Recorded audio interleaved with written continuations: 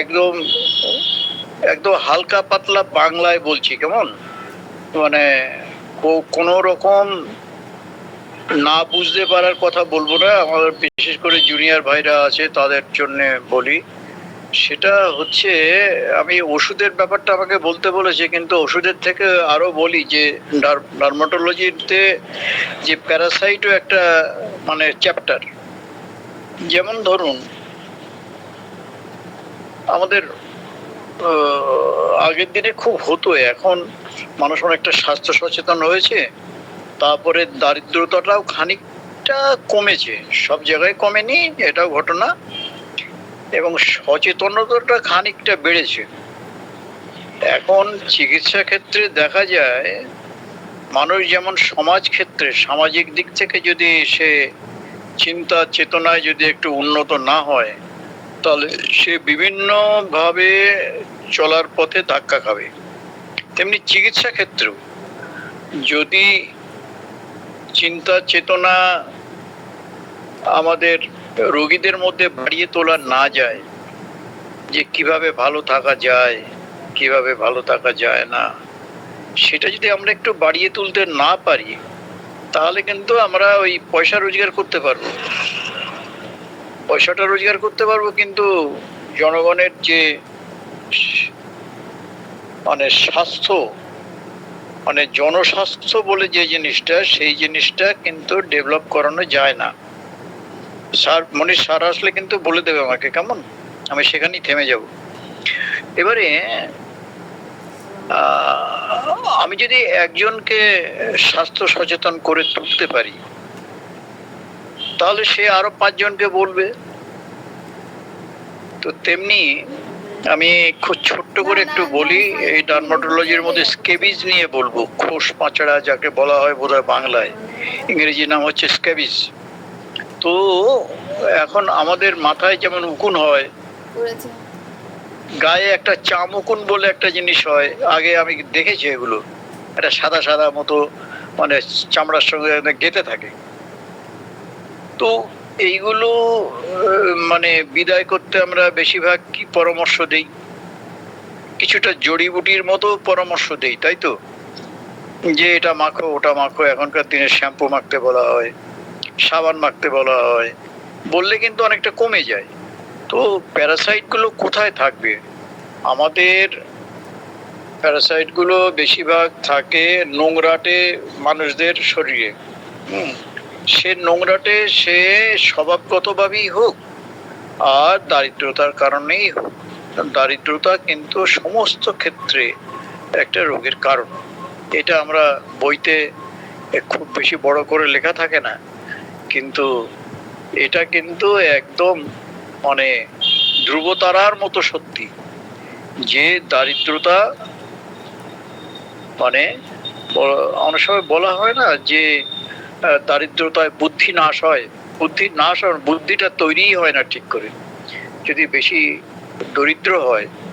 তো এখন আমরা উকুনের ব্যাপারে কিন্তু খুব একটা যে বড় ওষুধ খাই তা খাই না। অনেক সময় বলা হয় যে আমাদের অ্যান্টিসেরিক মেডিসিন কিছু খেলে, সালফার টালফার জাতীয়, সালফার সোডিয়াম, যে আমাদের হয়তো ইয়েটা মানে উকুন ফুকুন গুলো চলে যায়।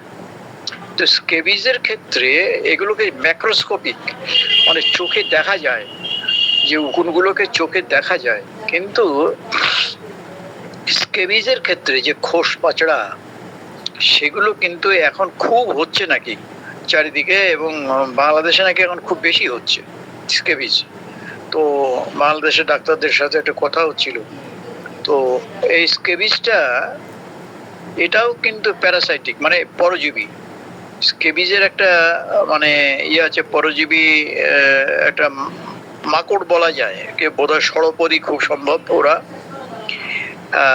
আমাদের স্কিনে বা লোমকূপের মধ্যে ওরা আক্রমণ করে এবং প্রচন্ড চুলকানি, এত চুলকানি মানে আনবিয়ারেবল বলা হয় ইংরেজিতে, ওরা বইতে লিখছে আর কি আনবিয়ারেবল। এখন আনবিয়ারেবল চুলকানি, সেখানে ওই মাকড় গুলোকে কিন্তু আবার চোখে দেখা যায় না।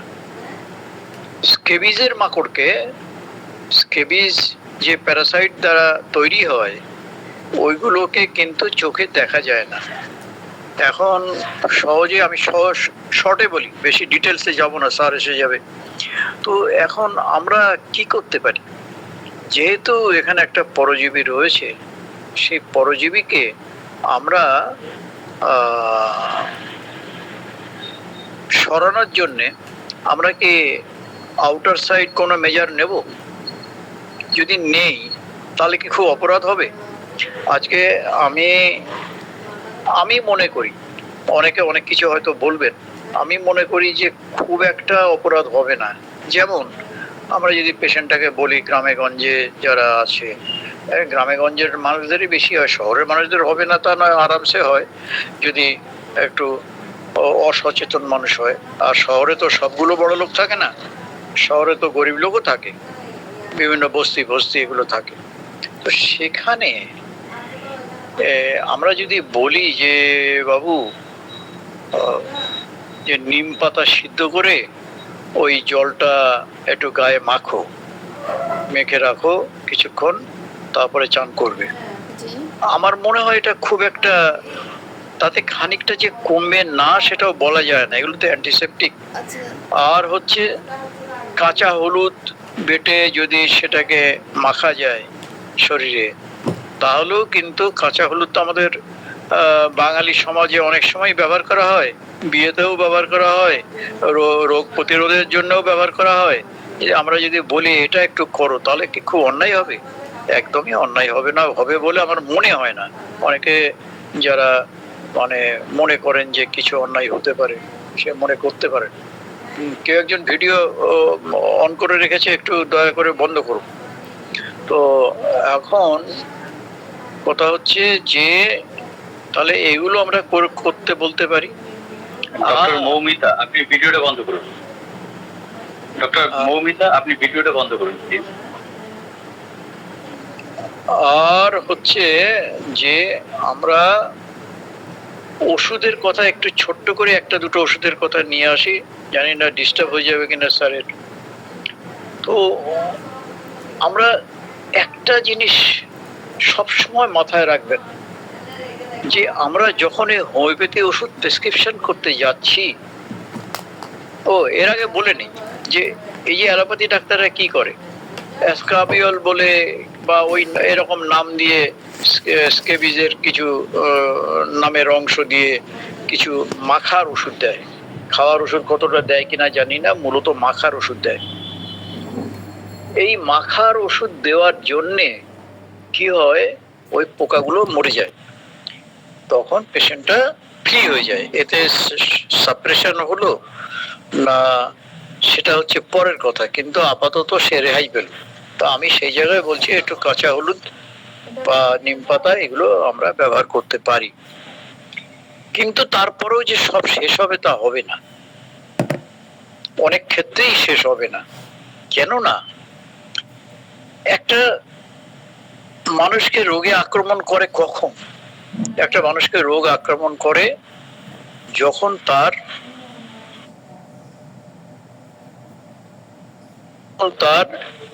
এর অভাব হয়, তার যে পরিচ্ছন্নতার অভাব হয়, খাদ্যের অভ্যাসের অভাব হয়, তখন কিন্তু বেশি হয়।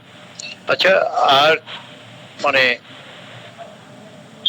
কালকে পরশু দিনে একটা উদাহরণ পাচ্ছিলাম, একজন বললেন যে কিছু কিছু মানে পাঠশালা আছে, বাংলাদেশের একজন ডাক্তারবাবুদের সাথে কথা হচ্ছিল, সে পাঠশালায় মানে অনেক ছাত্র একসাথে বাস করে এবং তাদের মধ্যে প্রায় দেখা যায় স্কেবিসটা বেশি হয়, এবং সেই ছাত্রগুলো বেশিরভাগই ছাত্রাবাসে থাকে এবং তারা দরিদ্র যদি নাও হয়, তা হলেও কিন্তু তাকে ওইভাবে থাকতে বাধ্য হতে হয়, বিশেষ করে এবং তাদের খাওয়া দাওয়া সেই যে জায়গায়, শোয়া সেই জায়গায়, তারপরে জামা কাপড় ছাড়া সেই জায়গায়। তো এই যে একসাথে অনেক গ্যাদারিং করে যদি অনেক মানুষকে একসাথে রাখা হয়, তাহলে সেগুলো কি হয়, এটা বলার কারণ হচ্ছে যে হাইলি কন্টামিনেটেড, স্কেবিসটা হচ্ছে হাইলি কন্টামিনেটেড। সেখানে আপনি কাউকে কোলাকুলি করলেন, কাউকে হ্যান্ডশেক করলেন, কাউকে এক বিছানায় শুলেন একজন রোগাক্রান্ত এর সাথে, তাহলে কিন্তু আপনার এই কন্টামিনেশনটা খুব বেশি হতে পারে। তারপরে এক গামছা ব্যবহার করা, এক তোয়ালে ব্যবহার করা, দেখুন সেখানেও কিন্তু খুব সূক্ষ্মভাবে ওই আগে যে কথাগুলো বলেছি সেগুলো চলে আসছে। অনেক ফ্যামিলি আছে যে 7 জন মানুষ কি 5 জন মানুষ, সবার জন্য আলাদা আলাদা গামছা আছে, সেটা হয় না, প্রায়ই হয় না। সেটা কেন? ওই দারিদ্রতার কারণে।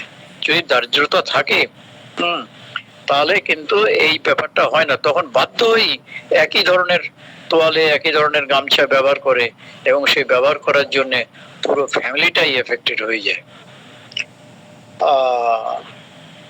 আর হচ্ছে চিকিৎসার কথা বলি। চিকিৎসা করতে গেলে যেটা হয় সেটা আর কি, আমাদের হোমিওপ্যাথি চিকিৎসকরা চিকিৎসা করতে গেলে একেবারেই কি হয়, মানে ব্যক্তি স্বাতন্ত্র্যের উপরে নির্ভর করে আমাদের ওষুধ দিতে হবে, তাই তো?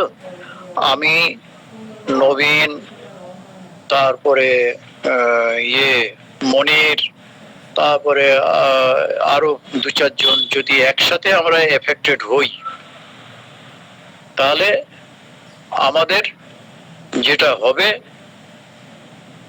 এখন একজন ডাক্তারবাবু আসলেন, এসে বললেন যে আচ্ছা তোমাদের কি কি সিমটম বলো, কখন বাড়ে সেটা বলো, কখন কমে সেটা বলো, হ্যাঁ, তারপরে তোমার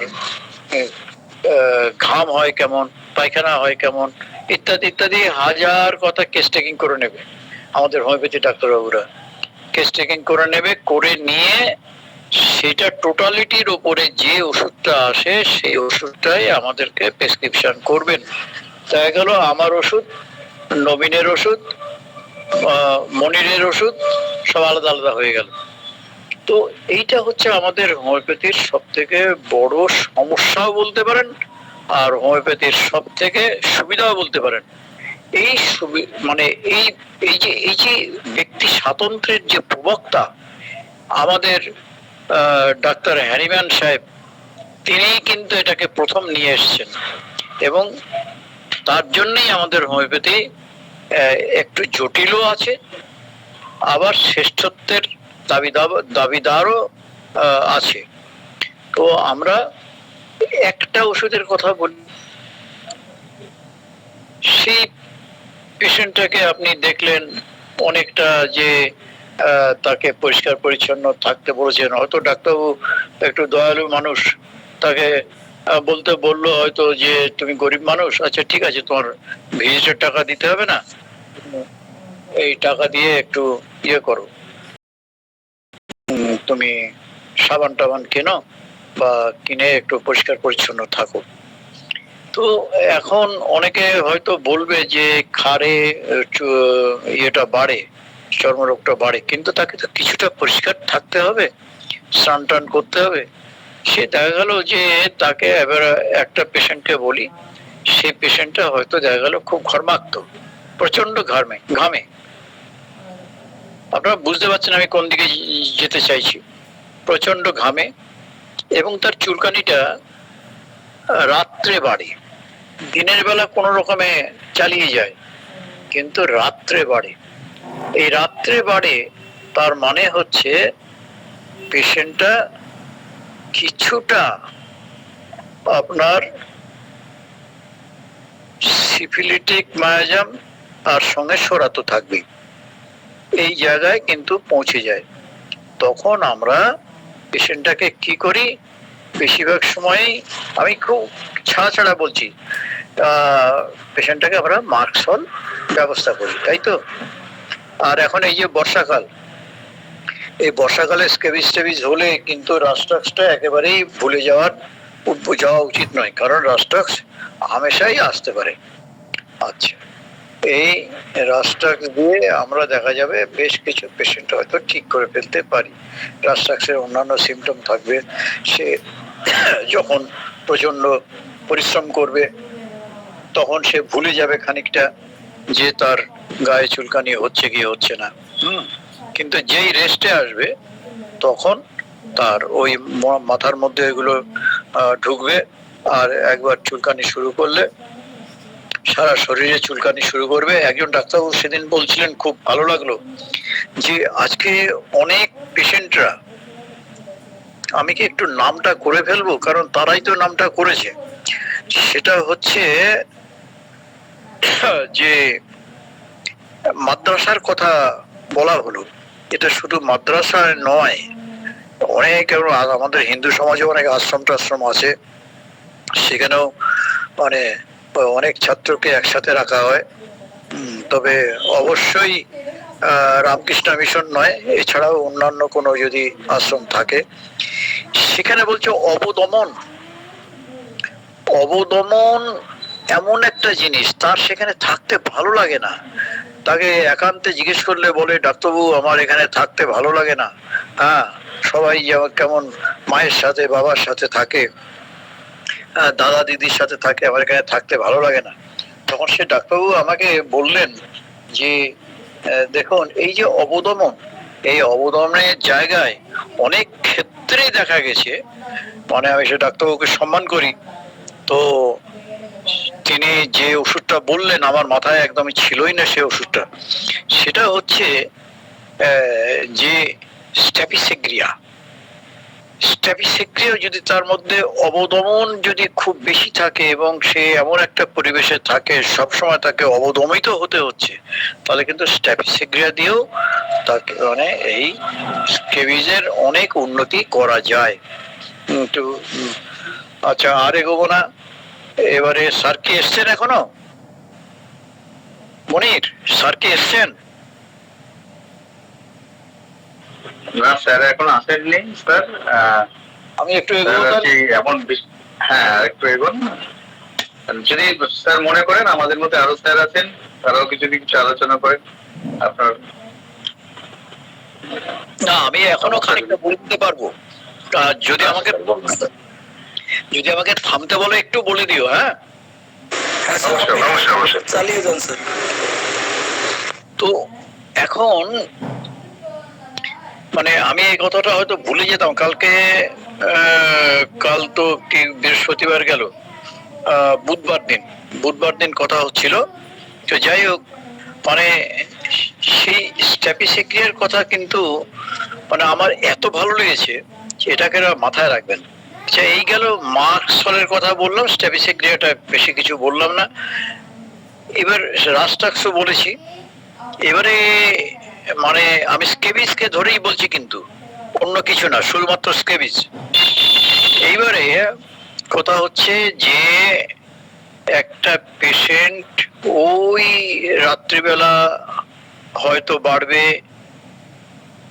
এবং পেশেন্টটা শীতকাতুরে, সিভিলিটিক টেন্ট আছে, তার মধ্যে শরিক টেন্ট অবশ্যই আছে। সে যতক্ষণ জামা কাপড় পরে থাকে একটা গরম ভাব থাকে তার ভেতরে, বা একটু রোদে টোদে থাকলো, তখন কিন্তু অতটা তার সমস্যা হয় না। এগুলো খুঁটিয়ে খুঁটিয়ে জিজ্ঞেস করতে হবে। আমাদের হোমিওপ্যাথদের কপালটাই তো এরকম যে রোগ নির্বাচন করলাম, এক কথায় ওষুধ হয়ে গেল, হয় না। বেশিরভাগ একটু ভুল হলে আর কাজ করবে না। তো যতটা আমরা সঠিকের দিকে নিয়ে যেতে পারি, সারা পৃথিবীর মানুষই ভুল করে, আর আমরা হোমিওপ্যাথি ডাক্তাররা তো ভুল করি। তো যেই ভুলটা যতটা না করা যায় ততটাই মঙ্গল। তো এইবারে যেই জামা কাপড় খুললো, সঙ্গে সঙ্গে গায়ে যেই হাওয়া লাগলো, একটু ঠান্ডা হাওয়া যদি লাগে, দেখা গেল তার চুলকাতে শুরু করলো, তাহলে দি মেডিসিন হিপার সালফার, তাই তো? এবার হিপার সালফারের আরো ক্যারেক্টার গুলো তার মধ্যে আছে কিনা একটু আমাকে দেখে নিতে হবে, এটা হচ্ছে গাইডিং সিম্পটম।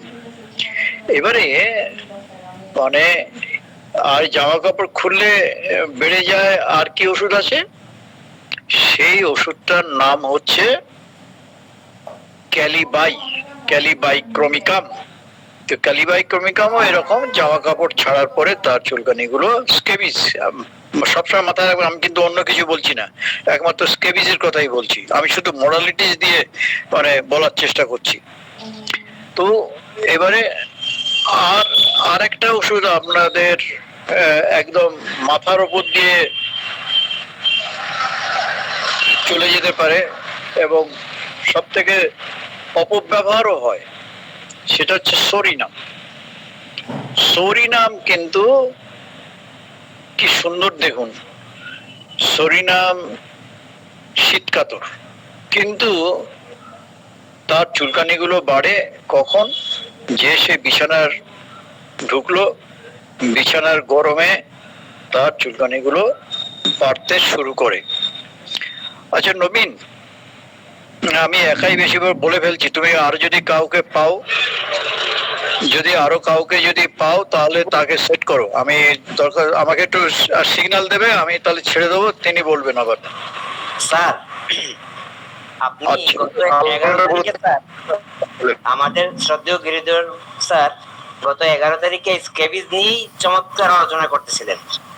সেখানে উনি আমাদেরকে স্টেপিসেগ্রিয়া, সিকিলিকর, অ্যান্টিমক্রুড, সরিনাম, মেজেরেনিয়াম, মার্কসল, রাস্টক্স, আর্সেনিক, লাইকোপোডিয়াম, অ্যাসাফেটিটা অনেক চমৎকার করে বলছিলেন। সাথে কিন্তু স্যার অনেক, আমি তখন মাঝখানে মধ্যে আসছিলাম, একটু পরে রোগী দেখতেছিলাম, তো স্যার আজকেও চমৎকার করে আমি এই যেই মাত্র ক্লাসে ইন করলাম তখন চমৎকার করে আমাদের এই বিষয়টা তো আমরা দেখি। আমি কেন এখানে একটু আপনাদের অনুমতি ছাড়াই ঢুকে গেলাম। এই এই এই আপনি সব ডিসক্লোজ করে ফেলছেন, একটু একটুখানি থেমে যান, একটুখানি থেমে যান। হ্যাঁ থামলাম। ঠিক আছে। আহ, এখন এখন কথা হচ্ছে সরিনাম হচ্ছে যে সেই ওষুধ যে শীতকাতর হওয়া সত্ত্বেও তার বিছানার গরমে তার চুলকানিগুলো বাড়ে। এখন সরিনাম নিয়ে যে কথাটা বলার দরকার, বা শুধু সরিনাম নয়, যে কোনো ওষুধ আপনি যখন প্রেসক্রিপশন করতে যাচ্ছেন তখন তার সাপোর্টে আরো সিমটম আছে কিনা যারা সিনিয়র ডাক্তার তারা তো সবাই জানেনই, কিন্তু আবারও একই আমরা সবাই সবটা জানলেও যতই আলোচনা হবে ততই আমাদের মাথার মধ্যে আঘাত খাবে এবং আমরা নতুন কিছু জানতে পারবো। এই জন্য আমি সবসময় বলি আমি নিজেকে ছাত্র মনে করি। তো এখন কথা হচ্ছে যে সরিনাম, সরিনামের কি শীতকাতরতা থাকবে, সরিনামের একটা হাঙ্গার থাকে, সে খুব ক্ষুধার্ত হয়। তারপরে সরিনাম তার হয়, খিদে পেলে মাথা যন্ত্রণা হয়, খিদে পেলে রাগ উঠে যায়।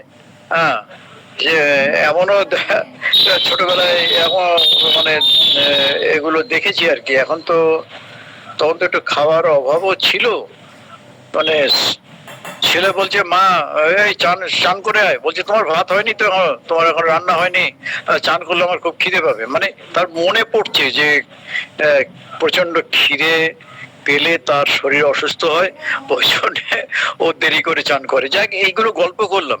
তো সরিনাম হচ্ছে, সরিনামকেও আমাদের মাথায় রাখতে হবে আমাদের স্ক্যাবিজের জন্য। মার্কসলের কথা বললাম, হিপার সালফারের কথা বললাম, এবার রাস্টাক্সের কথা বললাম। এই বর্ষাকালে যদি হয় আমরা রাস্টাক্সের আলোচনা করতে পারি। তারপরে এই রাস্টাক্স দিয়ে দেখতে পারি যে যদি রাস্টাক্সে এটা কিছুটা হয়, মানে ওই জলপূর্ণ ফোস্কার মতো মানে কিছুটা দেখা দিতে পারে। হ্যাঁ, তারপরে আর সালফার তো সর্বঘটের কাঠালি কলা। সালফারকে তো আপনারা খুব ভালো করে জানেন যে সালফার দিতে গেলে ম্যাডনিং ইচিং এবং সে চুলকাতে খুব আরাম পায়। এইটা হচ্ছে সালফারের ইচিং এর একদম প্রাথমিক লক্ষণ। সে চুলকাতে খুব আরাম পায় এবং চুলকানোর পরে তার একটা জ্বালা করে, ওই যে বার্নিংটা তো তার থাকে। তাহলে আমরা কি এটুকু দেখেই সালফার দেব? না ভাই, এটুকু দেখে সালফার দেব না। আমরা সালফার দিতে আরো চিন্তা করব। কি চিন্তা করব? আমরা সালফার দিতে চিন্তা করব লোকটা একটু পাগলাটে ধরনের কিনা। দেখুন, সব সময় কিন্তু একটা ওষুধের সব সিমটম ডেভেলপ করে না। এইটা হচ্ছে একটা মজার ব্যাপার। এইগুলো নিয়ে অনেক তর্ক বিতর্ক হলে পারে কিন্তু ভালো হয়, কিন্তু সেগুলো আমাদের তো সুযোগও হয় না। যে একটা আমরা যখন ম্যাথমেটিকা পড়ছি তখন হয়তো যারা ড্রাগ প্রুভিং করেছে তারা অনেকগুলো পেশেন্ট নিয়ে কাজ করেছেন। সে অনেকগুলো পেশেন্টের মধ্যে অনেক সিমটম ডেভেলপ করেছে, সব সিমটম গুলো পরপর পরপর সাজানো থাকে। তাহলে একটা পেশেন্টের মধ্যে যে সমস্ত মানে যে সিমটম ডেভেলপ করবে, তো সেটা কিন্তু ঠিক নয়। আবার অল্প সিমটম দিয়েও আমরা একটা মেডিসিনকে সেট করতে পারি। আবার দেখা যাবে যে খুঁজে পেতে দেখবো যে তার সাপোর্টিং এ আরো কিছু আছে কিনা। সালফারকে বলা হয় একটু পাগলা দার্শনিক টাইপের। সে তার একটা হয়, কেন বলছি, যেটা মানে বলা হয় যে যারা মানে হাইলি ইয়ে শরিক, তাদের মধ্যে মানে একটু অলসতা থাকে। মানে আপনি দেখবেন যে সে খুব ফিজিক্যাল লেবার খুব একটা দিচ্ছে না, সে বসে বসে বই পড়ে, সে বসে বসে জ্ঞান চর্চা করে এবং তার ওই দিকটাই ভালো লাগে, এবং তার পোশাক আশাকের দিকে অতটা নজর থাকে না। তার শরীরটা নোংরাটে সবসময় মনে হয়। এইগুলোর মধ্যে থেকে কিছুটা যদি আপনি পেয়ে যান, এটা বলছি কেন, আমরা একটা ওষুধ তো জপ করে দিয়ে দিলাম, এটা তো খুব সোজা ব্যাপার। ও তোমার চুলকাচ্ছে, খুব চুলকাতে আরাম পাচ্ছ, ও হ্যাঁ, তাহলে আমরা দিয়ে দিলাম। কিন্তু এসব ক্ষেত্রে কিন্তু বেশিরভাগই ফেলিউরটা আসে। আর আরেকটা হচ্ছে যে আমরা তাহলে কি করব, আমরা যে মেডিসিনটা আমরা দিতে যাচ্ছি তার সাপোর্টিং এ আর কোনো মানে সিমটম আছে কিনা। আর বার্নিং, সালফার মানেই হচ্ছে সোরা মানেই বার্নিং, সালফার মানে তো আরো বার্নিং। তার হাতের তলা পায়ের তলা জ্বালা করে, চোখ জ্বালা করে, হ্যাঁ, মাথার তালুটা একটু গরম থাকে, তো আর হচ্ছে একটু স্টুপ শোল্ডার হতে পারে, মানে একটু ব্যাকা হয়ে হাঁটে আর কি। মানে এই সালফারের পেশেন্টরা খুব যে দাঁড়িয়ে থাকতে একটু অস্বস্তি বোধ করে। এই ব্যাপারগুলো যদি আমরা অনেকটা পাই। আর সালফারের একটা সব থেকে আমার মনে হয় একটা জিনিস আপনারা ভালো করে খেয়াল করবেন, যে আজকে ধরুন আমি একটু নাম করে বলে ফেলছি, এটা কিন্তু শুধু বলার জন্য বলা। আজকে মীর মনির হোসেন, সে ডাক্তার, সে দেখা যাচ্ছে সে অনেক কিছু জানে, অনেক কিছু বোঝে, তার জ্ঞানগম্যি খারাপ নয়, কিন্তু দেখা যাচ্ছে তার চলাচলতিতে সে খুব ভালো পোশাক টোশাক পরতেই হবে এমন তোর কোনো বাধ্যবাধকতা নেই। হয়তো তার ওয়াইফ বলছে কি তুমি এইসব পুরনো জামাগুলো পরো, কই নতুন জামা ভালো জামা পরতে পারো না? হ্যাঁ, তো তাকে মনে করিয়ে দিতে হয় অনেক সময় যে একটু ভালো জামা পরো, পরলে পরে ভালো লাগবে, ডাক্তারখানায় যাচ্ছ একটু ভালো জামা কাপড় পরে যাও। কিন্তু তার খেয়াল থাকে না। সেই মনে করে যতক্ষণ ওইদিকে চিন্তা করবে তার থেকে আমি 2 পাতা বই পড়লে আমার কাজে লাগবে। তো এই হচ্ছে সালফারের ভেতরগত ব্যাপার। আর বাইরের ব্যাপারগুলো হচ্ছে মানে সে একটু স্টুপ শোল্ডার হয়, তার হাত পা জ্বালা করে, তারপরে গরম হয় খুব হাত পা, ভার্বিনিয়ন রেড লিপ বলা হয়, সিঁদুরের মতো ইয়ে লাল ঠোঁট প্রচুর দেখা যায়। একটু ফর্সা মানুষ হলে তো আরো ভালো বোঝা যায়। তো ভার্বিনিয়ন রেড লিপ। আর হচ্ছে কি ড্রিঙ্ক মাচ ডিউরিং ইটিং, খেতে বসে সে বেশ খানিকটা বেশি জল খেয়ে নেয়, না হলে সে খেতে পারে না। তার অনেক সময় তাকে অভ্যাস করতে, অন্তত এক ঢোক খেতে হবে, না খেলে আবার গলায় আটকে যাবে, হেঁচকে উঠবে। এই হচ্ছে সালফার। আচ্ছা, তো সালফার একটু সংক্ষেপে বললাম। আপনি স্কেবিজে সালফার একটা অবশ্যই ওষুধ। আর প্রথম থেকে শুরু করবেন, তাকে একটু হাইজিনটা মেনটেন করতে বলবেন এবং তাকে দেখবেন যে সে হাইজিনটা মেনটেন করছে কিনা। তো হাইজিন মেনটেন না করলে কিন্তু সে পরস্পর আরো আক্রান্ত হবে। আর অপুষ্টিজনিত মানুষদের আপনি আর কি করবেন, বড়জোর আপনি ভিজিটটা না নিতে পারেন, কিন্তু তার খাওয়ার সংস্থান তো আপনি করতে পারবেন না। তো এগুলো একটা সামাজিক ব্যাধি। এই ব্যাধি সম্পর্কে যদি দু চারজন লোকে একটু বলতে পারেন, তো দেখো তুমি তো সারাদিন পরিশ্রম করো, কিন্তু তুমি এই পরিশ্রমের বিনিময়ে কত লোক তো ফুলে ফেপে উঠছে কোনো কাজকর্ম না করে। যাকে একটু একটু বাড়াবাড়ি হয়ে যাচ্ছে, এখানে থেমে গেলাম। তো এখন কথা হচ্ছে আর ওষুধ কি হতে পারে। আর্সেনিক হতে পারে, মধ্যদিন মধ্যরাত্রি বৃদ্ধি, তারপরে গরমে আরাম, একটু সেক টেক দিলে সে আরাম পায়। আর হচ্ছে জ্বালা করছে কিন্তু সেক দিলে সে আরাম পাচ্ছে। আর তাকে দেখেই বোঝা যায় যে না, একটা প্রিন্স ঢুকছে। আর্সেনিক যদি আপনার চেম্বারে ঢোকে, মনে হবে কি আপনি একটা ছোটখাটো প্রিন্স কিছু ঢুকছে। হ্যাঁ, তো রাজপুত্র একটা আসছে, ফিটফাট জামা কাপড়, তার জামা কাপড় সহজে ভাঁজ পড়ে না। ভাঁজ পড়ে না মানে কি, ভাঁজ হওয়ার আগেই সে ঠিকঠাক করে নেয়। আমি আমার দু একজন বন্ধু বান্ধবকে দেখেছি, তারা রোজগার খুব একটা বেশি নয়, কিন্তু তারা এত সুন্দর করে মানে জামা কাপড় মিলিয়ে টিলিয়ে, প্যান্টের সাথে কোন শার্ট হবে, তারপরে কি সুন্দর তাদের জামার ক্রিজ ভাঙে না কখনো, সবসময় ইস্ত্রি করা জামা কাপড়। এগুলো দেখেও আপনি মানে আর্সেনিক চিনে নিতে পারেন। লাইকোপোডিয়াম। ও আচ্ছা, আরেকটু বলি যেগুলো বেশি বলার দরকার।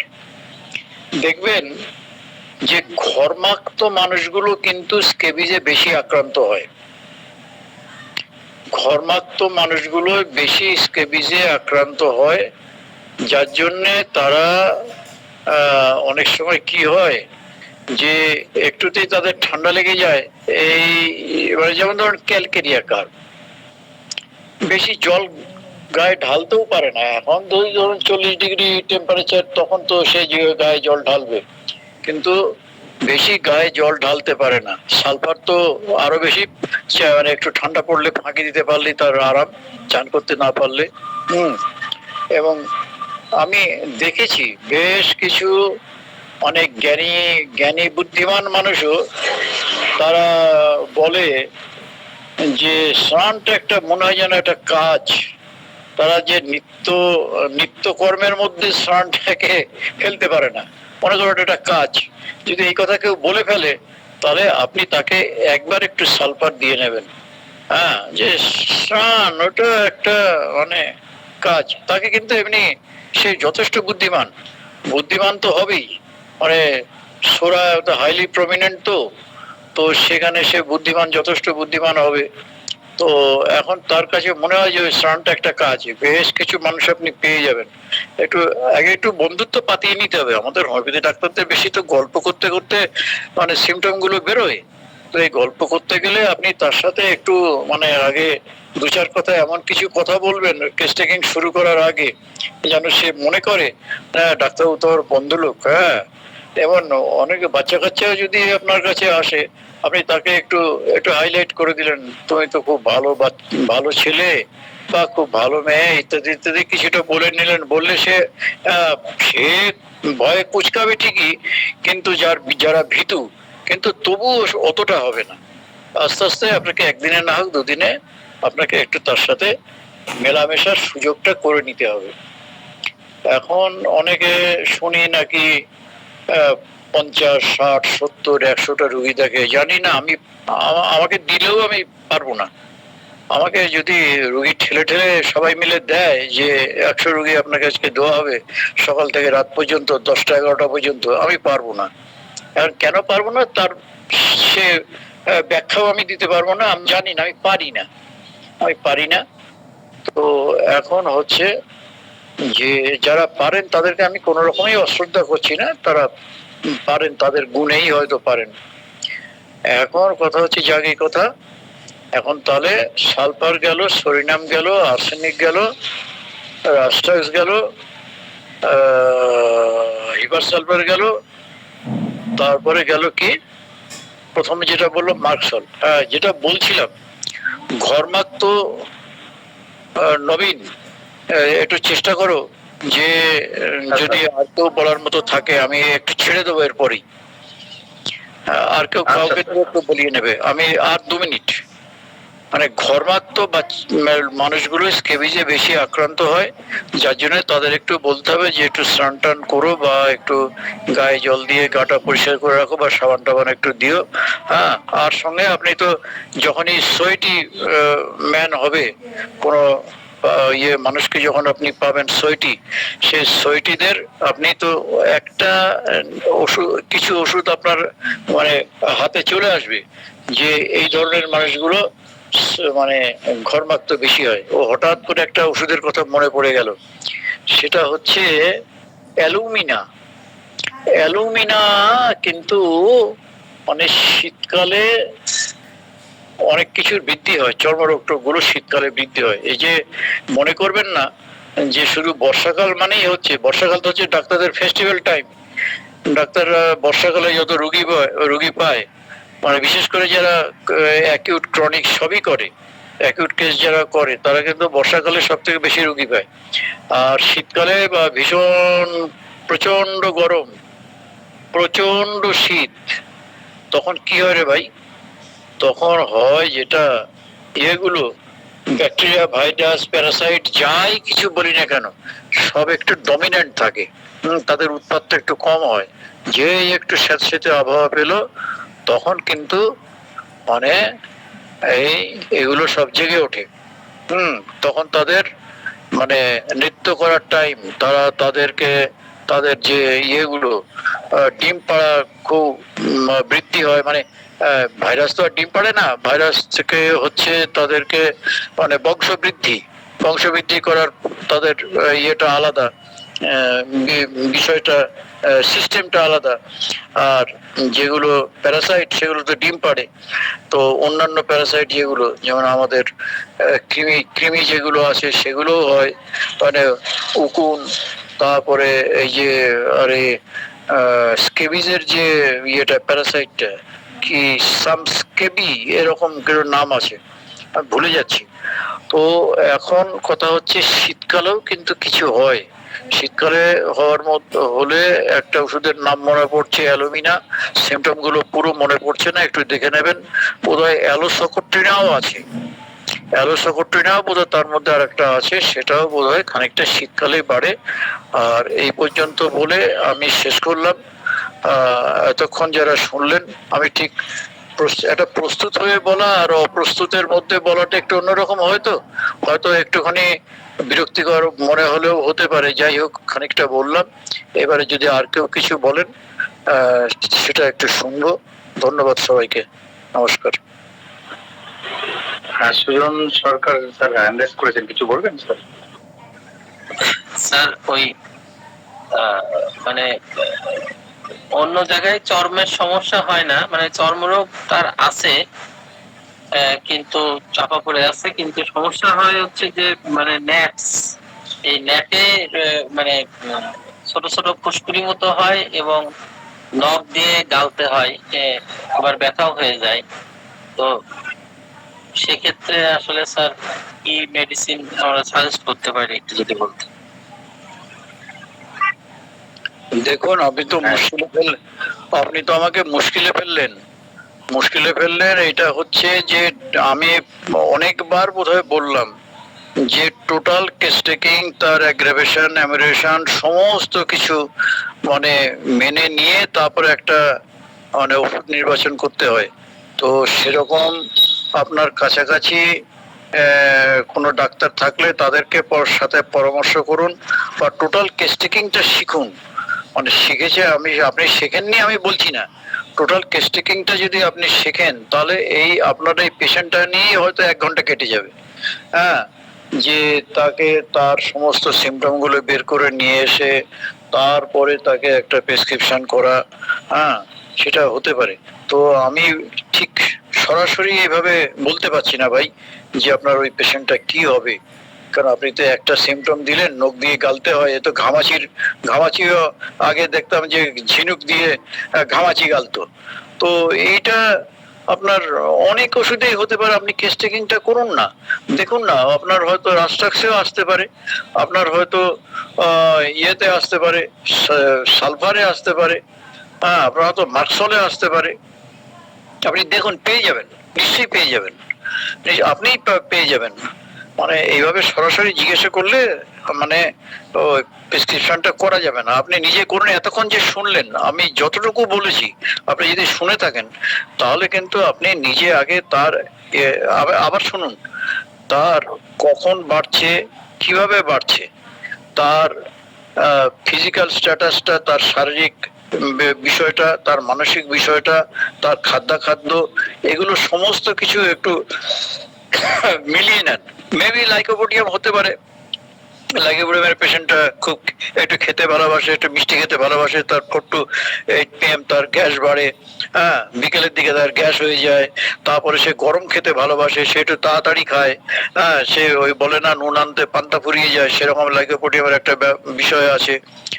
তো এই এই মানে লাইকোপোডিয়াম আপনার হতে পারে, মার্কসল হতে পারে, হিপাসালফার হতে পারে। আপনি মিলিয়ে দেখুন, আপনিই পেয়ে যাবেন। চেষ্টা করুন, হবে না মানে হবেই, একদিনে না হলে আরেক দিনে হবে, বারবার চেষ্টা করতে হবে। ধন্যবাদ। Thank you sir. ধন্যবাদ স্যার। আমরা এই ব্যাপারে কোনো যদি আজকের ক্লাসে আপনার ব্যাপারে যদি কেউ কিছু বলতে চান অবশ্যই আমাদের জানাবেন। যাই হোক, আমাদের মধ্যে রয়েছেন আমরা শ্রদ্ধেয় পার্থপ্রদীপ চৌধুরী স্যারকে আমরা না ডেকে পারি না। স্যারকে অনুরোধ করবো, স্যার আজকে কিছু বলুন। আসলে আজকে একটু আমি সবাইকে জানিয়ে দিই, আজকে যার ক্লাস ছিল তিনি অত্যন্ত সমস্যার মধ্যে পড়েছেন এবং তিনি বাড়ি ফিরতে পারেননি প্রচন্ড বৃষ্টির জন্য।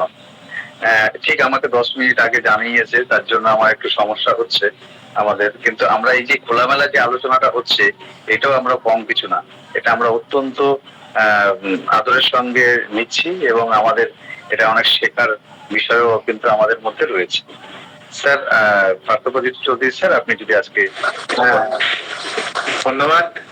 গিরিধর স্যার তো বেশ ভালোই বলছিলেন, আর স্যারের গুরুগম্ভীর গলা স্বর অসাধারণ লাগে। তারপরে নবীন, সকলেই আমি একটু রেফারেন্স দিয়ে বলি। হ্যাঁ, রবিন মার্ফির যে রেপার্টারি আছে তাতে ডিজিজ চ্যাপ্টারে, ডিজিজেস এই চ্যাপ্টারে স্ক্যাবিস বলে একটা রুব্রিক রয়েছে। স্যারের সাথে এখানে একটু ডিফার করছে। স্ক্যাবিসে অ্যালুমিনা এবং রাস্ট্রাক্স দুটোকেই কিন্তু স্যারের কথা মতো এখানে নেই। স্যার হয়তো অন্য কোথাও পেয়েছেন বা তার অভিজ্ঞতা লব্ধ আর কি, তাহলে এই দুটো পুট হবে। আর সব থেকে বেশ মজার কথা, স্ক্যাবিসের আন্ডারে আবার একটা রয়েছে ব্লিডিং স্ক্যাবিস।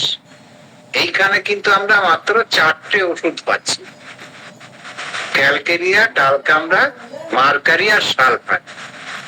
এটা হচ্ছে যে স্ক্যাবিসে রক্তপাত ঘটে, সেই স্ক্যাবিসে মার্ফির রেপার্টারিতে মাত্র 4টে ওষুধের কথা বলছে। মার্কারি যে ইন্ডিকেটিং লক্ষণ সকলেই জানেন, এটা একটা অ্যান্টিসিপিলিটিক ওষুধ এবং সব থেকে যেটা বোঝা যায় আর কি, যে প্রচুর জল খায় আর মুখ থেকে লালা পড়ে, অনেক সময় ঘুমের মধ্যেও লালা পড়ে, আর ওই ইমপ্রিন্ট অফ টাং, আর প্রচুর ঘামে। মার্কশলের পেশেন্ট প্রচুর ঘামে। একটা রাতে তো একটা অ্যান্টিসিপিলিটিক মেডিসিন বাড়ে, তাই এরও সেই রাতের বৃদ্ধি নিশ্চয়ই থাকবে। যাই হোক, সালফারের কথা তো স্যার বলেছেন। আর ডাল কামড়া এই যে সিজনের বা ঠান্ডা গরমের যে মুহূর্মুহু পরিবর্তন, বা একটা স্যাঁতসেঁতে বা একটা গরমের পরে যে শরৎকাল আসে, আজকাল আর শরৎ তো বোঝা যায় না, তাহলে সেই সমস্ত ক্ষেত্রে আমরা ডাল কামড়াটাকে কনসিডার করতে পারি।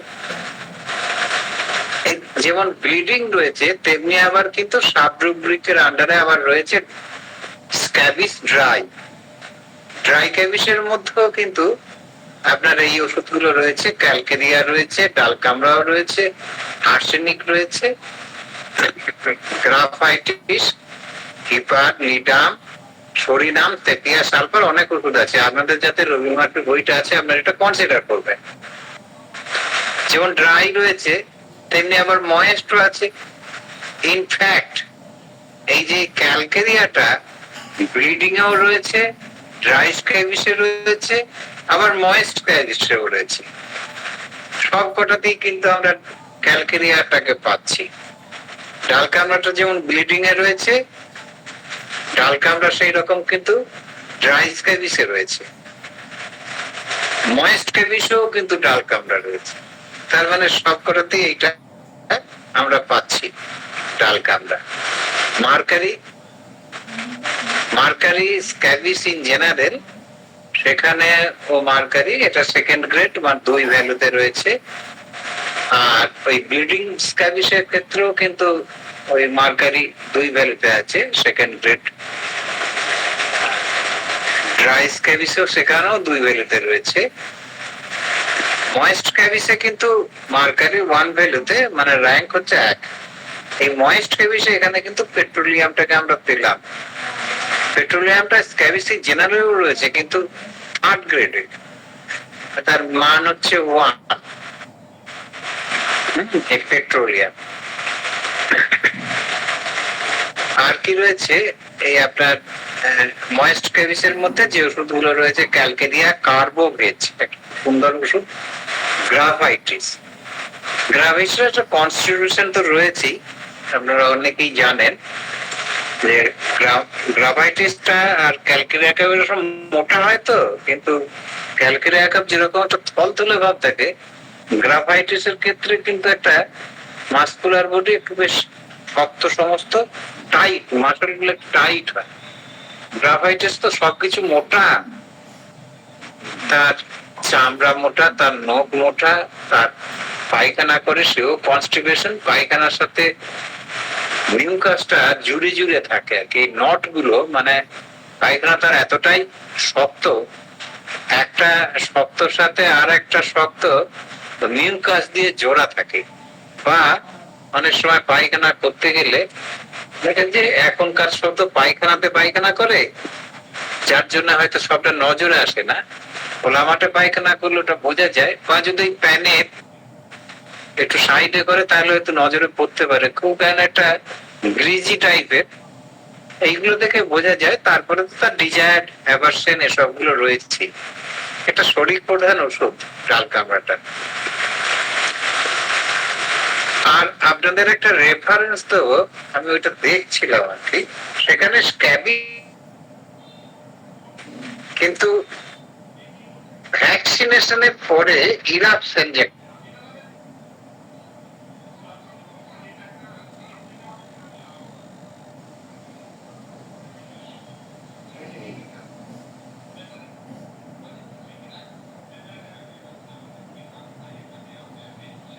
সাইলেটিয়া রয়েছে, থুজা রয়েছে, আর স্পুকুম চা।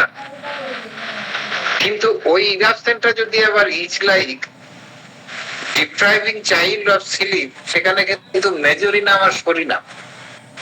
সেখানে যদি আমরা দেখি ভ্যাকসিনেশনের পরে হয়, আবার ভ্যাকসিনেশনের মধ্যে যদি পাস্টিকুলার ইরাপশন হয়, তাহলে কিন্তু একমাত্র কোটেলা সরিদাস এবং 2 ভ্যালু গ্রেডেশন 2। আবার ওই pustular eruption on the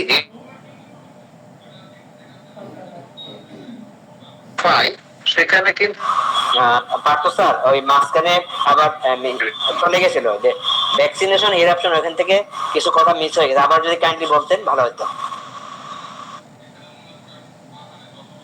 burning থাকে। হ্যালো হ্যালো, স্যার চলে গেছিল ওই যে কিছু বলছেন? Vaccination eruption. জি স্যার, আপনি যখন থেকে বললেন ভ্যাকসিনেশন ইরাপশন আফটার, ওখান থেকে চলে গেছিল, ওটা শোনা যায়নি, আবার প্লিজ বললে ভালো হয়। আচ্ছা আচ্ছা, ভ্যাকসিনেশনের পরে যে ইরাপশন আফটার, এখানে মেজেরিয়াম, সার্সেপিলা, সাইলেসিয়া আর কুকুমচাক আর থুজা, এই কটা, এদের মধ্যে সবকটাই কিন্তু থার্ড গ্রেডে এক ভ্যালুতে রয়েছে। আবার vaccination main rubric, eruption after sub rubric, তার sub rubric itch like depriving child of sleep. মানে ওই ইরাপশনটা হচ্ছে ভ্যাকসিনেশনের পরে, যার জন্য কিন্তু রাত্রিরে বাচ্চাটা ঘুমোতে পারছে না, চুলকুনি জ্বালায়, সেই ক্ষেত্রে কিন্তু মেজেরিনাম আর সরিনাম মাত্র দুটো ওষুধ আছে। মেজেরিনাম হচ্ছে 2 ভ্যালুতে সেকেন্ড গ্রেড, সরিনাম থার্ড গ্রেডে 1 ভ্যালু। আবার ভ্যাকসিনেশন আফটার পাস্টিউলার ইরাপশন যখন হয়, পাস্টিউলার হচ্ছে যেখানে পুজ পুজ ভাব থাকে, সেই রকম যদি কিছু উদ্ভিদ হয়, সেখানে একমাত্র ওষুধ হচ্ছে ক্রোটেলা সরিদাস, ভ্যালু 2 সেকেন্ড গ্রেড। আর ওই পাস্টিউলার ইরাপশন তার আবার সাব রুব্রিক অন হেড, একমাত্র ওষুধ হচ্ছে সালফার। সালফার কিন্তু থার্ড গ্রেড, ভ্যালু 1। আর পাস্টিউলার ওই vaccination after pustules itching and burning, itching burning দেখলেই তো আমরা একটা সালফার দেওয়ার জন্য হাত নিষ্পিস করে, কিন্তু রবিন মার্ফি এখানে একটাই মাত্র ওষুধকে ইনি বলছেন, সেটা হচ্ছে সরিনাম, থার্ড গ্রেডে ভ্যালু 1। যাই হোক, আমি গিরিধর স্যারের যে স্ক্যাবিসের সম্ভবত ওটা ওই ডক্টরস পয়েন্ট না কোথায় যেন উনি বলছিলেন, তো সেখানে তো আমি শেষের দিকে যুক্ত হয়েছিলাম, সেখানেও যে কথাটা বলেছি এখানেও একটা বলি। এই যে আমাদের তো, আমরা রোগ দেখে তো একটা ওষুধ সিলেকশন করি না, কিন্তু থেরাপিটিক্স আমাদের জানতে হয়। এখন রোগীর সাথে যদি তার এই পার্টিকুলার অর্গানের বা একটা ডিজিজের লক্ষণে যদি সিমিলিমাম আমরা পাই,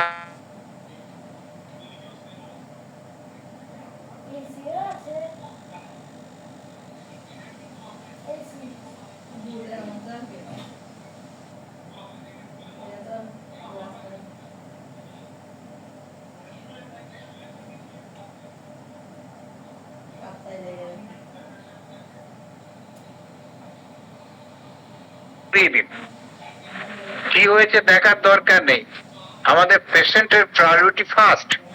এবং সেখানে আনকমন পিকুলিয়ার যদি পাই, যেমন আপনাকে বললাম রাস্ট্রাকচার সিলেকশন করতে গেলে তার যে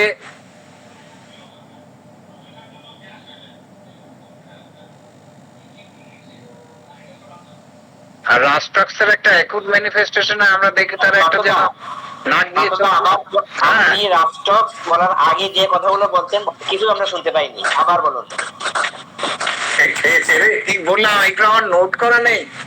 আচ্ছা আবার বলি, আমরা সব সময় রোগীকে প্রায়োরিটি দেবো ফার্স্ট, থেরাপিউটিককে আমাদের জানতে হয়। তার মানে ধরুন এই যে স্ক্যাবিসের যে কথাগুলো বললাম,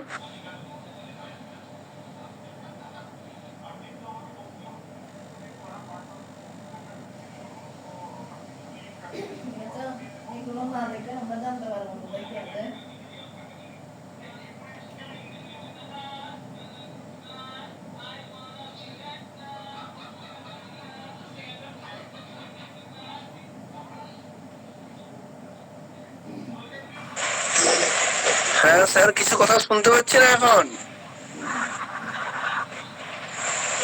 হ্যাঁ, আমরা তো শোনা যায় না, আমি স্যারকে কন্ট্যাক্ট করার চেষ্টা করছি।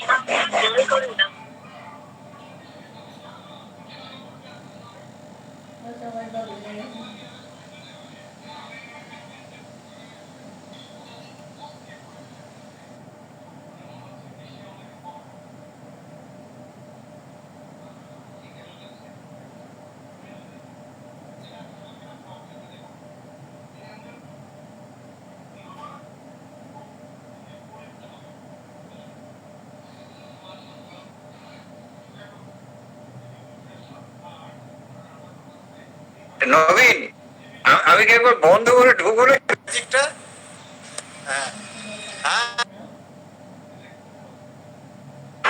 হ্যাঁ স্যার, সেটাই মনে হয় ভালো হবে স্যার।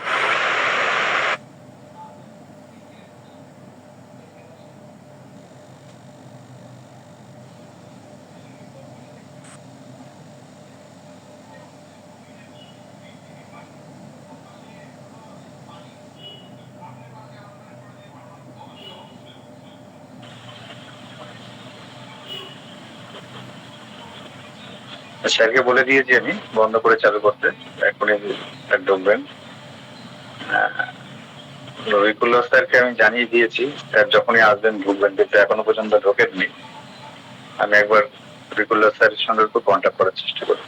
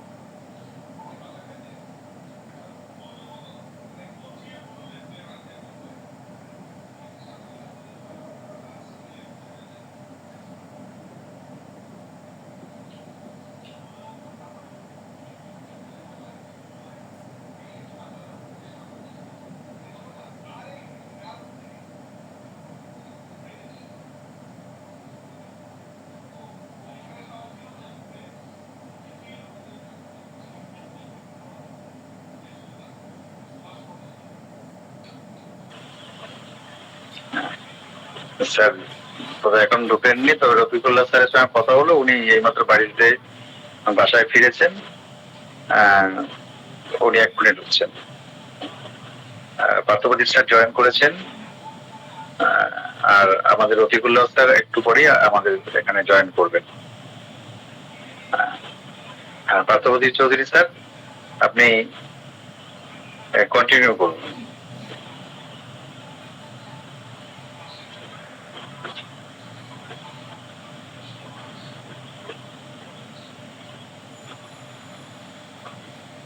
পার্থপ্রদীপ চৌধুরী স্যার কি শুনতে পাচ্ছেন?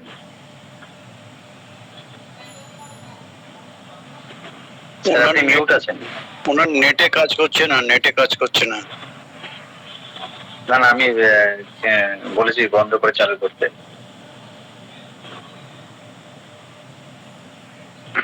পার্থপ্রদীপ চৌধুরী স্যার, আপনার মিউট আছেন আপনি।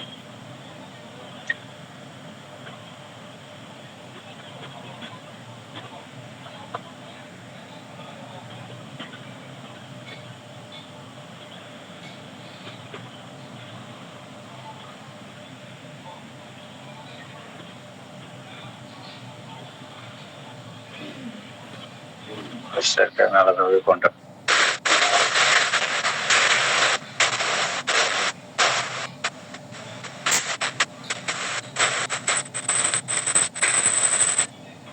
স্যার আমরা শুনতে পাচ্ছি স্যার আপনাকে।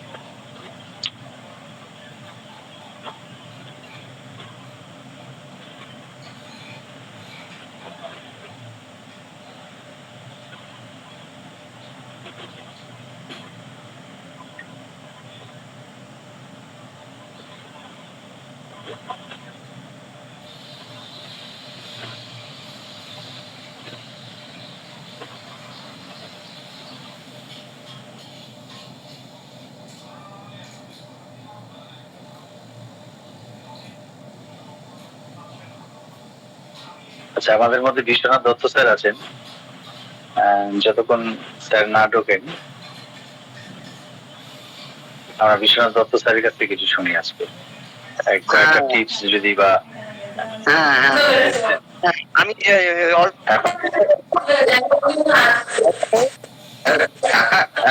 বিশ্বনাথ বলছে, বলুন বলুন। বলবো বিশ্বনাথ স্যার শুরু করেননি এখন। বলবো হ্যালো। আচ্ছা, Rafiqullah sir Sahu sir joint হয়ে গেছে আমাদের যে আজকে আলোচক স্যার। সবাই একটু মিউট করে। ভালো, ঠিক আছে, চলুক তাহলে। হ্যাঁ হ্যাঁ হ্যাঁ। হ্যালো। রফিকুল্লাহ সাহু স্যার, হ্যাঁ শুনতে পাচ্ছি আমরা স্যার। স্যার, আমি আন্তরিকভাবে খুবই দুঃখিত। অ্যাকচুয়ালি আজকে ক্লিনিক আমার শেষ হয়েছে, আমার টাইম ছিল সময় মতো পৌঁছানোর জন্য 7:30 8টা 8:30টার দিকে ক্লিনিক আমি অলরেডি অফ করে দিয়েছিলাম।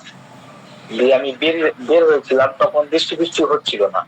তারপরে মাঝপথে এত বৃষ্টি আসলো যে আমি বাড়িতে স্ট্যান্ড করে আমাকে অনেকক্ষণ দাঁড়াতে হলো। ফের একটু পেট্রোল পাম্পে এসে আবারও বৃষ্টি, এত বৃষ্টি যে আমি 2 ফুট দূরে কি আছে আমি দেখতে পাচ্ছি না। এই পরিস্থিতিতে বাইক চালানো খুবই রিস্কি। আমি খুবই চেষ্টা করছিলাম সময় মতো পৌঁছানোর জন্য, যেখানটায় আমার মাত্র 1.5 ঘন্টা টাইম লাগে, সে জায়গায় আমার বাড়ি ফিরতে আসতে 2 ঘন্টা 15 মিনিটের মতো সময় লেগে গেছে। তো আমি খুবই দুঃখিত, আজকে আমার ক্লাসটা খুবই ইন্টারেস্টিং ছিল, কিন্তু আমি ঠিকঠাক সময় মতো পৌঁছাতে পারলাম না, আপনাদের অনেকটা সময় নষ্ট হলো, তার জন্য আমি সত্যি আন্তরিকভাবে দুঃখিত। তারপরে যেটুকু সময় আছে সেটুকুর মধ্যে যতটুকু সম্ভব, আমার তো একটা প্ল্যান ছিল, কিন্তু সেটা ঠিকঠাক ভাবে এখানটায় কার্যকর করাটা এই মুহূর্তে সম্ভব না। অনেকটা বড় ক্লাস ছিল, প্রায় 2 ঘন্টা 1.5 ঘন্টার মতো লেকচার ছিল। আমি শর্ট ভাবে যতটুকু পারছি প্রেজেন্ট করছি, এবং পরবর্তী যদি ক্লাস থাকে তাহলে আমরা সেটা প্রেজেন্ট করবো। আমি ডক্টর নবীন স্যারকে একটু অনুরোধ করবো যে আমার কিছু বিশেষ ডেট থাকে, যে ডেট গুলোতে আমার খুব ভারী ক্লিনিক চালাতে হয়। আপনারা তো জানেন যে ক্লাসিক্যাল অ্যাপ্রোচ খুবই যথেষ্ট সময় সাপেক্ষের ব্যাপার। 20টার উপরে পেশেন্ট দেখাটা খুবই মুশকিলের ব্যাপার। তো এইসব ক্লিনিকে আমাকে অনেক সময় 20টার জায়গায় 30টাও অনেক পেশেন্ট বা 40টা পেশেন্টও দেখতে হয়, ফলো আপ মিলিয়ে। সেক্ষেত্রে অনেক সময় আমি আপনাদের কাছে বলতে দ্বিধা নেই যে অনেক সময় আমার ওষুধ ভুল হয়ে যায়, আমি তাড়াহুড়া করি, কিন্তু প্রেশার এরকম থাকে। বিশেষ করে শুক্রবার ডেটটা খুবই প্রেশার, বৃহস্পতিবার রবিবার সপ্তাহে 2-4 ডেট আমার খুবই ফ্রি থাকে, একটু অল্প রোগী আসে 10-15টা, এবং সেই ডেট গুলোতে যদি আমার ক্লাসগুলো হয় তাহলে আমি খুবই আরামদায়ক বা স্বাচ্ছন্দ্য ভাবে ক্লাসটা করতে পারি। যেমন হচ্ছে কি আপনার সোমবার দিনে কাছাকাছি ক্লিনিক থাকে 10 কিলোমিটারের মধ্যে, এমনি অলরেডি আমার 3টে ক্লিনিক চলে। আর শনিবার দিন এই 2টা ডেট, এবং বুধবার দিন আমি বাড়িতে থাকি একদম ফ্রি, বুধবার দিন একটু অসুবিধার পেছনেছি। তো এই 2টা ডেটে যদি আমার ক্লাস পড়ে তাহলে আমি খুবই ইজি ভাবে অ্যাটেন্ড করতে পারি এবং খুবই স্বাচ্ছন্দ্য বোধ করি। এবং আমার ক্লাসের টপিক যেটা ছিল স্কিন ডিজিজ, এগুলোর জন্য একটা যথেষ্ট ভালো প্রিপারেশন লাগে, ইনফরমেশন কালেক্ট করা লাগে। একটা প্রিপারেশন এর জন্য মিনিমাম 1 সপ্তাহ যদি টাইম দেওয়া যায়, সেক্ষেত্রে আমি সেটাকে খুব সুন্দরভাবে তৈরি করতে পারি। একটু ইনফরমেটিভ বা প্রেজেন্টেশনটা কেমন হবে সেই সম্পর্কে একটু চিন্তা ভাবনা করতে হবে। যাই হোক, আপনারা অনেকক্ষণ ধরে আমার জন্য অপেক্ষা করেছেন, এই জন্য আপনাদের প্রত্যেকেই আমি আন্তরিকভাবে ধন্যবাদ জানাই, শুভেচ্ছা জানাই। তো কি এখন শুরু করবো অল্প করে? নবীন স্যার কি বলছেন? হ্যাঁ একদম স্যার, আমরা অধীর আগ্রহে বসে আছি। আমি একটু মনীষ স্যারকে বলবো স্যার একটু ঘোষণা করে দিতে আজকের ক্লাসটি সংক্ষেপে স্যার 8 ঘন্টার মধ্যে আপনারা ক্লাস করলেই পাবে। Manish sir, doctor Mir Monir Hossain sir, আপনি কি শুনতে পাচ্ছেন?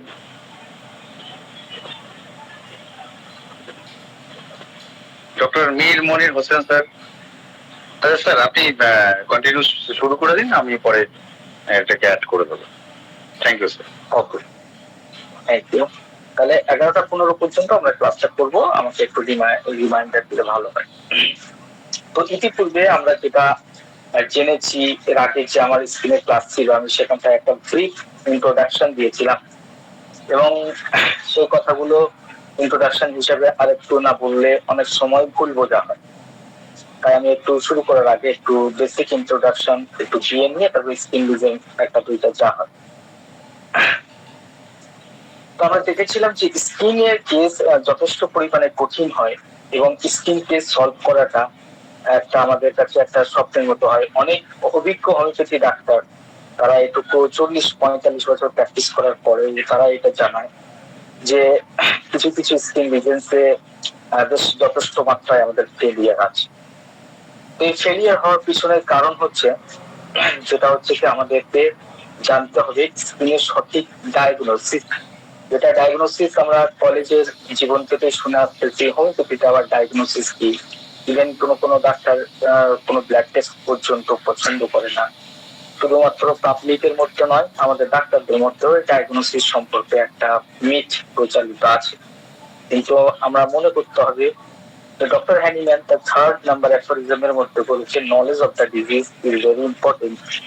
আমরা যখন কোনো কেসকে অ্যানালাইসিস করি তখন আমরা 3টে পয়েন্ট থেকে দেখার চেষ্টা করি, 3 ডাইমেনশনে আমরা দেখার চেষ্টা করি যে আমরা যে ইন্ডিভিজুয়াল করি। 1 নম্বর ডিজিজ ইন্ডিভিজুয়াল।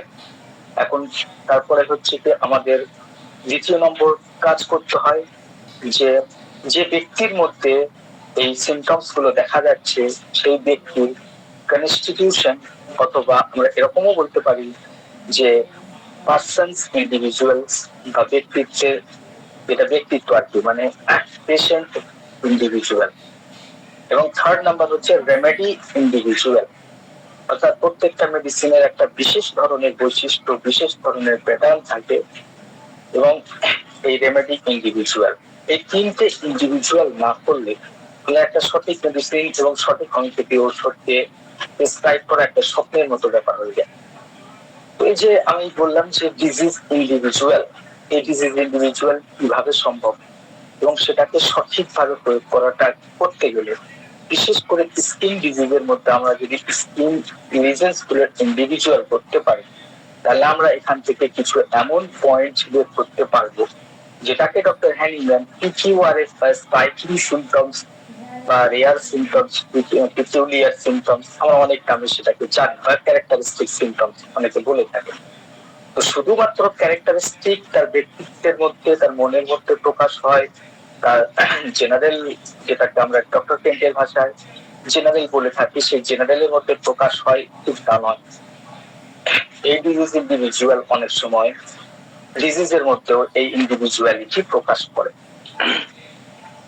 তাহলে ডায়াগনোসিস যদি কমন স্কিন ডিজিজ গুলো, তার ফিউচার গুলো যদি না জানা থাকে, তাহলে সেখান থেকে 2টা একই ধরনের ইরাপশন, ধরেন 2টা রিংওয়ার্মস যদি থাকে, তা সেই 2টা রিংওয়ার্মস এর মধ্যে কি পার্থক্য আছে বা কি ইন্ডিভিজুয়ালিটি প্রকাশ করছে সেটা বুঝলে, সেটা যদি আমরা না বুঝতে পারি, তাহলে আমরা কি কমপ্লিটলি ইন্ডিভিজুয়াল, যেটা আমাদের হলোস্টিক অ্যাপ্রোচ, হলোস্টিক মানে হোল অ্যাপ্রোচ, ইভেন পায়ের নখ সব কিছুই আর কি, মানে হলোস্টিক অ্যাপ্রোচ মানে প্রপার হোল পেশেন্টের অ্যাপ্রোচ নিতে হয়। শুধু মাইন্ড ইম্পর্টেন্ট নয়, শুধু জেনারেল ইম্পর্টেন্ট নয়, ডিজিজও ইম্পর্টেন্ট। সো ডায়াগনোসিস টার্মের সঙ্গে, ডায়াগনোসিসের সঙ্গে আমাদের পরিচয় থাকাটা একান্ত দরকার। বিশেষ করে স্কিন ডিজিজ গুলোকে যদি আমরা ঠিকঠাক ডায়াগনোসিস না করতে পারি, এক কথায় আমরা যদি বলি চিনতে না পারি, তাহলে অবশ্যই আমরা ভুল সিমটমসে পৌঁছাবো, বা এমন কিছু সিমটমস যেগুলো যারা সহজে ঔষধ নির্ণয় করা যায় সেগুলোকে আমরা মিস করি। তাহলে ডায়াগনোসিস স্কিনের ক্ষেত্রে স্কিন লিজেন্স গুলোকে স্টাডি করাটা এবং ডায়াগনোসিস করাটা আমাদের জন্য খুবই দরকার। এখন ডায়াগনোসিস মানে হচ্ছে নোসোলজিক্যাল টার্মস গুলোকে ব্যবহার করা নয়। এখানটায় আমাদের অ্যালোপ্যাথিক ভিউয়ের সঙ্গে আমাদের যে ভিউ আছে হোমিওপ্যাথিক, সেটা মধ্যে আসমান জমিনের পার্থক্য আছে, যেটা আমরা বলে থাকি। অ্যালোপ্যাথিতে কি হয়, অ্যালোপ্যাথিতে শুধু ডিজিজের নামটুকু জানলে, তাদের নির্দিষ্ট কিছু প্রোটোকল আছে, সেই প্রোটোকলের মাধ্যমে তারা একটা ঔষধ পর্যন্ত পৌঁছাতে পারে, শুধু নামটুকু জানলে। It is wart, it is ringworm, it is fungus infection, এইটুকু পর্যন্ত জানলে তাদের কাছে একটা ঔষধ প্রেসক্রাইব করা ইজি হয়ে যায়। আরো কিছু টার্মিনোলজি তারা দেখে, আরো কিছু ফ্যাক্ট তারা চেক করে, দিয়ে তারা একটা ঔষধ পর্যন্ত পৌঁছায়। কিন্তু হোমিওপ্যাথিতে কাজটা এত ইজি নয়। কোনো রোগের নাম জেনে নেওয়াটা বা কোনো স্কিন ডিজিজের নাম জেনে নেওয়াটাই শুধু যথেষ্ট নয়।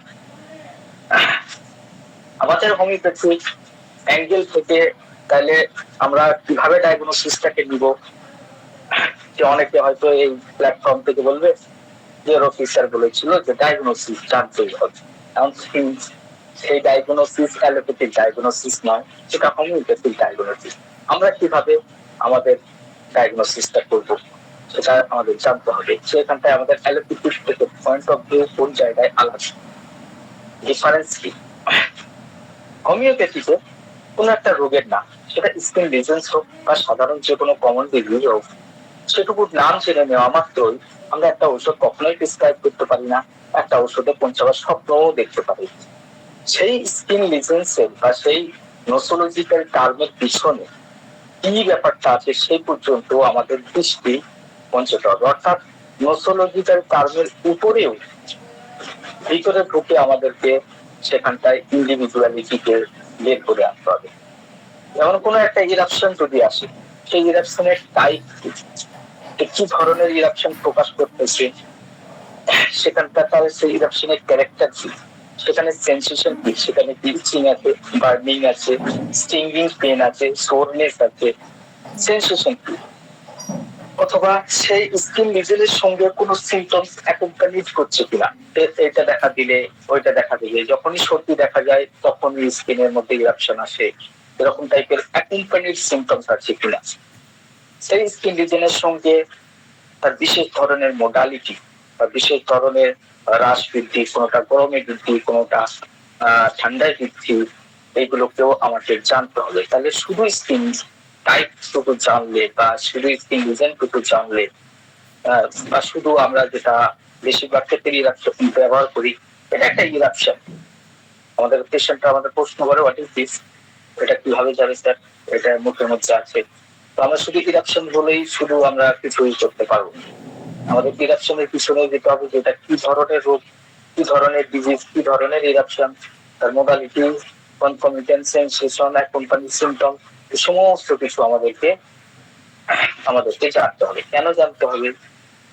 কেননা একই ধরনের রোগ, আমাদের আরেকটা জিনিস দেখতে হবে যে একই ধরনের একটা স্কিনের রোগ আলাদা আলাদা ব্যক্তিত্বের মধ্যে তারা নিজেদেরকে আলাদা আলাদা রূপে প্রকাশ করে।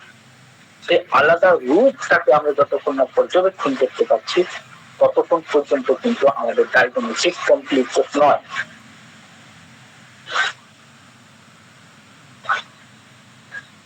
তো এই ক্ষেত্রে আমি আরেকটা কথার সঙ্গে যুক্ত চাই। তাহলে আমরা বুঝলাম যে হোমিওপ্যাথিক পয়েন্ট অফ ভিউ থেকে আমাদের নোসোলজিক্যাল টার্মস গুলোকে কিভাবে ইউজ করতে হবে, কিভাবে দেখতে হবে। একটা সিম্পল উদাহরণ দিই, যেমন শুধু স্কিন নয়, সমস্ত রোগের ক্ষেত্রে যেমন একটা ডায়রিয়া ক্রিয়েট হইলো, নাক্সোমিটার ডায়রিয়া, নাক্সোমিটার ডায়রিয়া যদি ডায়রিয়া প্রডিউস হয় আর আমি যদি কোনো ব্যক্তিকে নাক্সোমিটার দিয়ে থাকি এবং সেটা যদি ঠিক হয়ে যায়, তাহলে তো আমি সমস্ত ডায়রিয়া রোগীকে নাক্সোমিটার দিতে পারি না। নাক্সোমিটার সিমটমস যখন প্রকাশ পাবে, সেই ধরনের পেটে মোচড় দিয়ে বারবার যাবে, বমি করা, গলায় আঙ্গুল দিয়ে বমি করার ইচ্ছা হবে, শীত শীত ভাব থাকবে, মেজাজটা ইরিটেবল থাকবে, তখন এই সেট অফ সিমটমস যখন আমার কাছে আসবে তখন আমি নাক্সোমিটার দিয়ে থাকবো। ঠিক ওই রকম টাইপের অ্যালোসোকোপিনিয়ার ডায়রিয়া, সেটাও একটা আলাদা ধরনের বৈশিষ্ট্য প্রকাশ পাবে।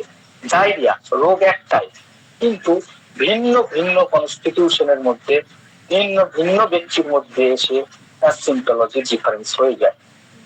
ঠিক ওই রকম টাইপের আমাদের স্কিন ডিজিজ তো একটা রোগ, এটা তো কোনো আর অন্য কিছু না।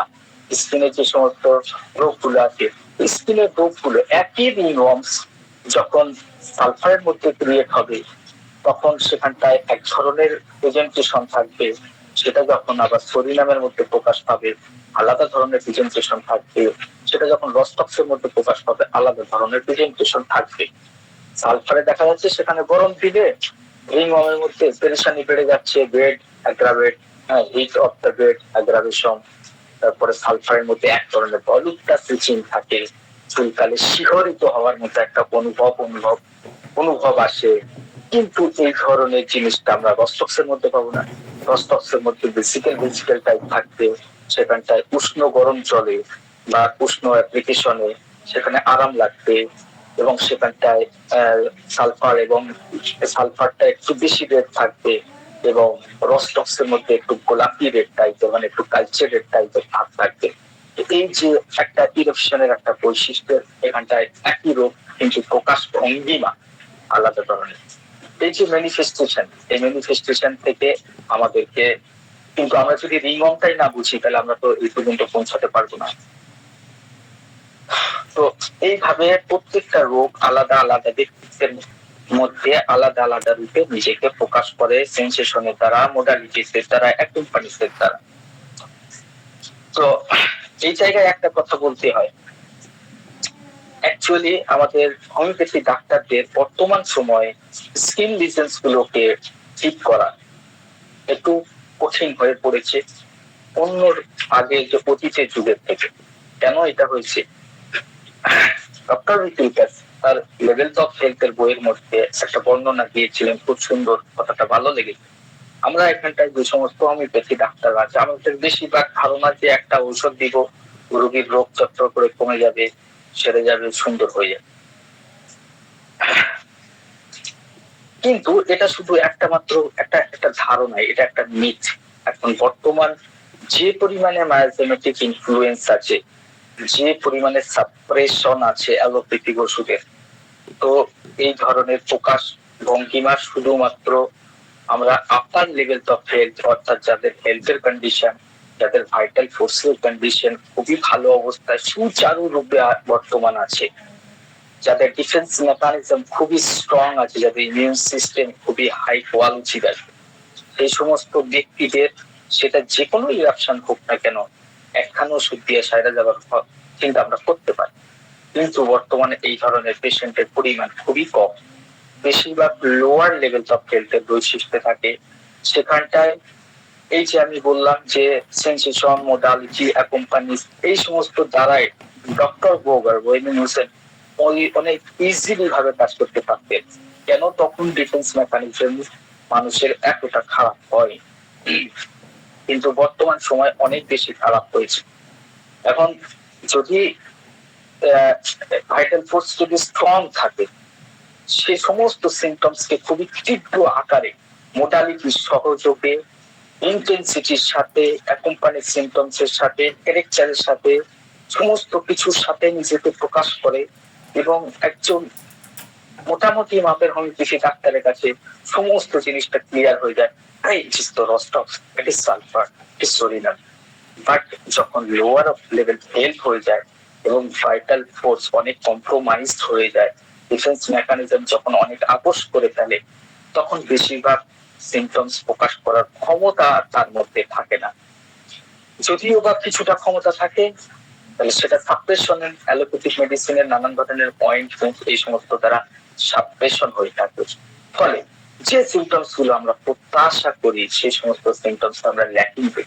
যখন হয়তো ডাক্তার ল্যাকিং অফ সিমটমস থাকে, তখন তার কাছে কি করো, সে কি করবে? তখন তাকে একটা লোকাল ডিজিজের মতো ট্রিটমেন্ট করতে হয়। এটা ডক্টর হ্যানিম্যান 191 অ্যাপ্রিজম থেকে 194 এই সমস্ত অ্যাপ্রিজম গুলোর মধ্যে লোকাল মেলেডি ট্রিটমেন্টের সিস্টেম বলে গিয়েছে। এবং সেই ক্ষেত্রে তার নির্দেশাবলী হচ্ছে যেটুকু সিমটমস আমরা দেখতে পাবো, সেইটুকুর মধ্যে আমার প্রেসক্রাইব করতে হবে, সেটুকু যেন স্টার্টিং হয়, ক্লিয়ার হয়। এখন যদি কোনো ডিফেন্স মেকানিজম এতটা কম্প্রোমাইজ হয়েছে যে জেনারেল ভাষা একটু দুর্বলতা, মাঝে না হেন তেন, মাইন্ডের সিমটম সাপ্রেস হয়ে গেছে, শুধু গোটা কথা স্কিন লিজেন্স আছে, ওয়ার্ডস আছে বডিতে, তখন আমরা ট্রিটমেন্ট শুরু করবো। তখন আমাদের পুরোপুরি নির্ভরতা চলে আসে লোকাল মেলেডির উপরে, যে এর কিছু ক্যারেক্টার দেখে, এর কিছু বৈশিষ্ট্য দেখে, এর কিছু সিমটমস দেখে, যেটা উপরে ভেসে আছে, যে জাস্ট ওইটুকু দেখে আমাদের একটা প্রেসক্রিপশন করা লাগবে। এটা ডক্টর হ্যানিম্যানের মেথড। তারপরে সেটা যখন ঠিকঠাক ভাবে কাজ করবে, ডিফেন্স মেকানিজম যখন একটু পাওয়ারফুল হবে, ভাইটাল ফোর্স যখন একটু পাওয়ার পাবে, তখন সে আরো কিছু সিমটমস প্রকাশ করবে। হয়তো সেন্সেশন ছিল না, সেখানে সেন্সেশন এসে গেল, হয়তো জেনারেল ডিসের 2-3টে সিমটমস এসে গেল, মাইন্ডের কিছু সিমটমস এসে গেল, ফের আমাকে আর একটা প্রেসক্রাইব করতে হবে। এইভাবে পূর্বের সিমটমস এবং প্রকাশিত সিমটমস, এই দুইটাকে প্লাস করে করে একটা পরে একটা প্রেসক্রাইব করতে হবে, যেটা ডক্টর ভিজিলকার সাপোর্ট করছে। যে 6th লেভেলের নিচে যখন 7th level already chronic disease set up হয়ে যায়, তখন আমাদের সিমটমস অনেক কমে যায়। সেই জায়গায় কাজ করতে গেলে ডক্টরকে খুবই পর্যবেক্ষণশীল হতে হবে, যেটুকু পাওয়া যায় সেটা যেন কারেক্ট হয়, সেটা যেন প্রিডমিনেন্ট হয় এবং সেটুকুর উপর বেস করে প্রেসক্রাইব করতে হবে। অর্থাৎ এই সমস্ত নোসোলজিক্যাল বা এই সমস্ত ডিজিজ সিমটমস এর যেগুলো আমাদের চোখের সামনে পড়ে থাকবে সেগুলোর তখন ভ্যালু অনেক বেড়ে যায়।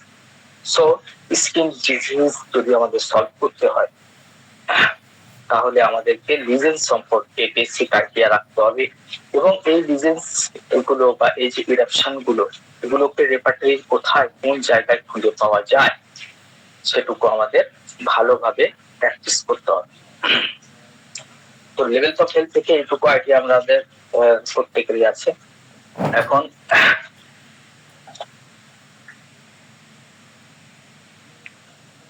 আমরা প্রত্যেকেই জানি যে এই সমস্ত স্কিন লিজেন্স যেগুলো যে কোনো একটা ইরাপশন যদি সেটা জেনিটাল রিজিয়নে প্রকাশ পায় সেটা এক ধরনের দেখতে লাগে, আবার সেই একই সিমটমস যদি লেগ বা ফিঙ্গারের মধ্যে আসে আর এক ধরনের লাগে, একই রোগ কিন্তু শুধু লোকেশন চেঞ্জ করার জন্য তার আকার আকৃতি চিহ্ন এগুলো বদলে যায়। মাথায় রিংওয়ার্ম হলে একরকম দেখতে লাগে, আবার সোরিয়াসিস হলে একরকম দেখতে লাগে, আবার হচ্ছে কি বুকে পিঠে এগুলো বেরোলে আরেক রকম দেখতে লাগে। ডিজিজ একই, শুধু লোকেশন চেঞ্জ করেছে, তাতে এতটা ডিফারেন্স আছে আমাদের অনেক সময় চিনতে ভুল হয়ে যায় যে এটা কি রোগ। তো এই সমস্ত লোকেশন সেন্সেশন মোডালিটিস এগুলোকে আমাদেরকে খুব ভালো করে দেখতে হবে এবং এই স্কিন লিজেন্স গুলোকে আমাদের খুব সহজেই চিনতে হবে, তাহলে একটা ভালো প্রেসক্রাইব করার আশা থেকে যায়, সবসময় একটা চান্সেস বেড়ে যায়। তাহলে আমরা দেখলাম যে প্রত্যেকটা রোগীর যে স্কিন লিজেন্স গুলো আছে সেগুলো হচ্ছে কি এক ধরনের পিকুলিয়ার অ্যাকশন, এক ধরনের পিকুলারিটি তার মধ্যে দেখতে পাওয়া যায়। তাহলে একই নামের ডিজিজ আলাদা আলাদা ব্যক্তির মধ্যে আলাদা আলাদা ভিন্ন ভিন্ন রূপে প্রকাশ হয় এবং ইভেন লোকেশন যদি চেঞ্জ হয়ে যায় তখন তার ধরনও চেঞ্জ হয়। ঠিক এইভাবে আমরা যদি মেডিসিন গুলোর দিকে তাকাই, আমাদের যে মেডিসিন গুলো মেডিকার মধ্যে আছে সেখানে প্রত্যেকটা প্রায় যে সমস্ত পলিক্রিস্ট মেডিসিন আছে সেগুলো স্কিনের উপর কাজ করে এবং সেখানটায় নানান ধরনের লিজেন্স এর বর্ণনা পাওয়া যায়।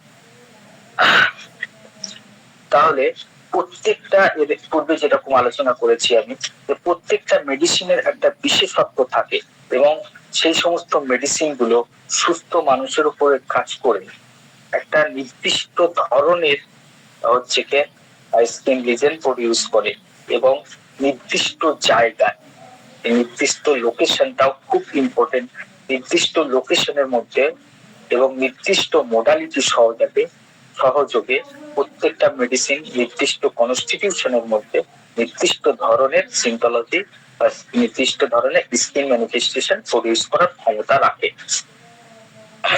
তাহলে প্রত্যেকটা মেডিসিনের একটা পিকুলিয়ার অ্যাকশন আছে, একটা পিকুলিয়ার টাইপের স্কিন ডিজিজ প্রডিউস করার ক্ষমতা আছে এবং প্রত্যেকটা মেডিসিনের একটা নির্দিষ্ট কনস্টিটিউশনের উপরে কাজ করে নির্দিষ্ট ধরনের ম্যানিফেস্টেশন প্রকাশ করে। কখনো যদি আমরা ধরে নেই একটা যুক্তি সহযোগে যে এ বলে একটা মেডিসিন আছে, সে যে ধরনের ম্যানিফেস্টেশন বা যে ধরনের স্কিন লিজেন প্রডিউস করার ক্ষমতা রাখে সেটা শুধুমাত্র এ পারে, মেডিকার আর অন্য কোনো মেডিসিন পারবে না। এর যে বিশেষত্ব আছে, অর্থাৎ ধরেন রস্টক্স এক ধরনের স্কিন লিজেন প্রডিউস করছে, রস্টক ছাড়া বাকি কোনো মেডিসিনের মধ্যে সেই ধরনের স্কিন লিজেন, সেই ধরনের মোডালিটির সহযোগে সেই ধরনের বৈশিষ্ট্য নিয়ে কখনোই আরেকটা মেডিসিন তার জায়গা কখনোই নিতে পারবে না। এটা হচ্ছে মেডিসিনের একটা ইন্ডিভিজুয়াল। তাহলে আমাদের শুধু ডায়াগনোসিসের মধ্যে সীমাবদ্ধ থাকতে হবে না, ডায়াগনোসিসের ওপারেও দেখতে হবে যে ওপারে কি আছে। এই যে স্কিনের ইরাপশন প্রডিউস এর মধ্যেও এক ধরনের ইন্ডিভিজুয়ালিটি প্রডিউস করে। যেমন একটা রেমেডি, কিছু রেমেডি আছে শুধুমাত্র এরিদেমা ইনফ্ল্যামেশন ক্রিয়েট করার ক্ষমতা পর্যন্ত রাখে, তার ওপারে সে কাজ করতে পারে না। আবার কিছু মেডিসিন আছে যে শুধু ইনফ্ল্যামেশন ক্রিয়েট করে তা নয়, ইনফ্লামেশনের পরে আলসারেশন প্রডিউস করার ক্ষমতা আছে। আবার কোনো কোনো মেডিসিনের মধ্যে ইনডিউরেশন আর নোডিউলার ইরাপশন তৈরি করার ক্ষমতা আছে। তাহলে মেডিসিনের একটা পিকিউলিয়ার অ্যাকশন আছে এবং সে একটা পিকিউলিয়ার সীমা পর্যন্ত গিয়ে কাজ করে। কোনো একটা স্কিন যেটা হচ্ছে নোডিউল প্রডিউস করতে পারে, সে কোনো একটা মেডিসিন যেটা ইনফ্লামেশন ক্রিয়েট করতে পারে, সে কিন্তু নোডিউল প্রকাশ বা টিউমার ক্রিয়েট করতে পারে না বা ইনডিউরেশন তৈরি করতে পারে। শুধু ইনফ্লামেশন যে রেমেডি করতে পারে, সে ইনফ্লামেশন মধ্যে সীমাবদ্ধ থাকে। তাহলে আমরা দেখতেছি প্রত্যেকটা মেডিসিনের একটা পিকিউলিয়ার এই যে অ্যাকশন, যে এই ওষুধ এটা করতে পারে, এই আইডিয়াটুকু আমরা যখন করবো, মেডিকেল স্টাডি করবো, তখন সেখানটায় কি ধরনের স্কিন লিজেন প্রডিউস করার ক্ষমতা রাখছে সেটুকু দিকেও আমাদের একটা নজর রাখতে হবে। ইভেন কিছু কিছু মেডিসিন এমনও আছে যেগুলো খুবই ইজি ডিসচার্জ বা ডিসচার্জ ইয়ে করে আর কি, কি বলে, ডিসচার্জ বের হওয়ার প্রবণতা থাকে। কিছু কিছু ওষুধ ইন্ডিভিজুয়ালের মধ্যে কাজ করে, সেগুলোর মধ্যে ওয়েট ইরাপশন বা ডিসচার্জ প্রডিউস করার ক্ষমতা থাকে, সেখান থেকে প্রচুর রস হবে। সাইলেসিয়া, গ্রাফাইটিসের এক ধরনের চিকচিকা গ্লুই টাইপ ডিসচার্জ বের হয়। আবার কিছু কিছু স্কিন রিজনস আছে যেগুলোতে আমরা দেখতে পাই একই এক্সিমা কিন্তু ড্রাই, একই রিমো সেটা ড্রাই, আবার কোনোটা আবার ওয়েট, কোনোটা ভিজা ভিজা রস বের হয়, নানান ধরনের ডিসচার্জ বের হয়। কিছুতে দুর্গন্ধ আছে, আবার কিছুতে দুর্গন্ধ নয়। এই সমস্ত প্যাথোলজিক্যাল ডিসচার্জের উপরেও আমাদের মেডিসিনকে স্টাডি করতে হবে যে কি ধরনের ডিসচার্জ প্রডিউস করার ক্ষমতা রাখে। ডক্টর ভোকারবোনিউসের এটাকে প্যাথোলজিক্যাল জেনারেল হিসেবে এই সিম্পটমস এর প্রচুর গুরুত্ব দিয়েছে।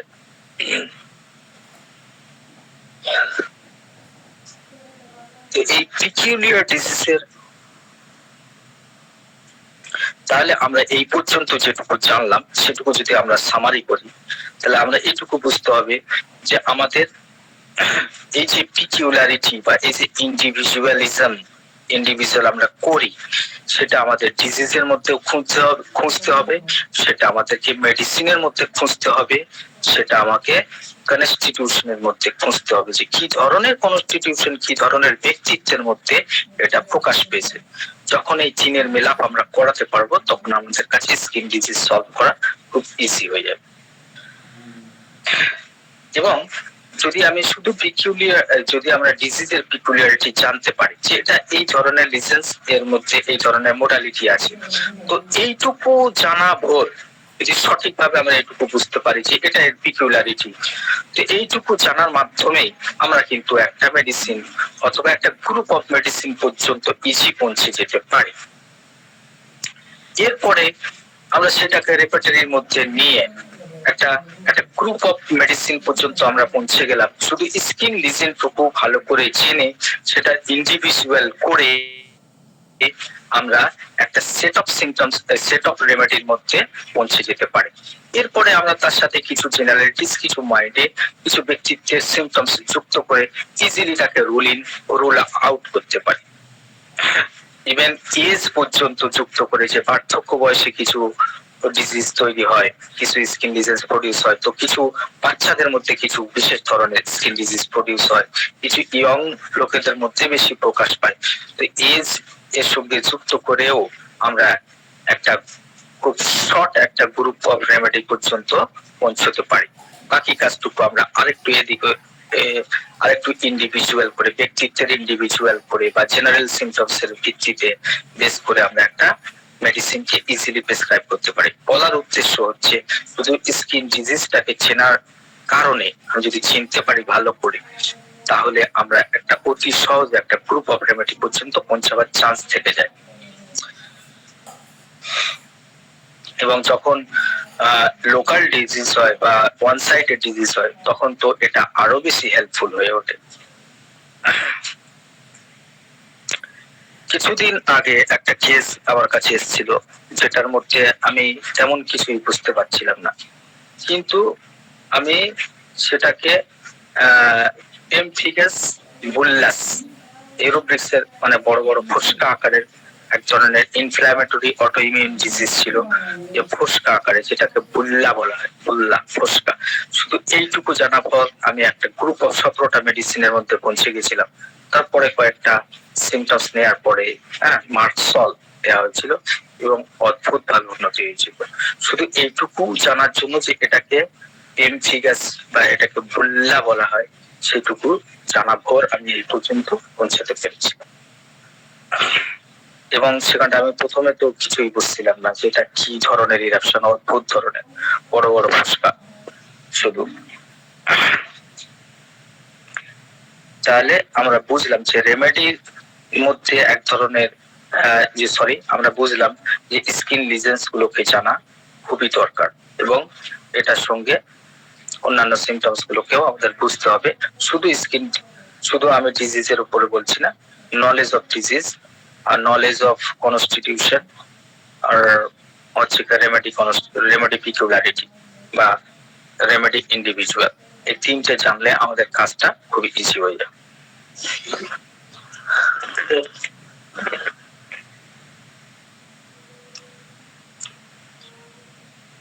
হ্যালো, আমি একটু স্ক্রিন শেয়ার করে নিই।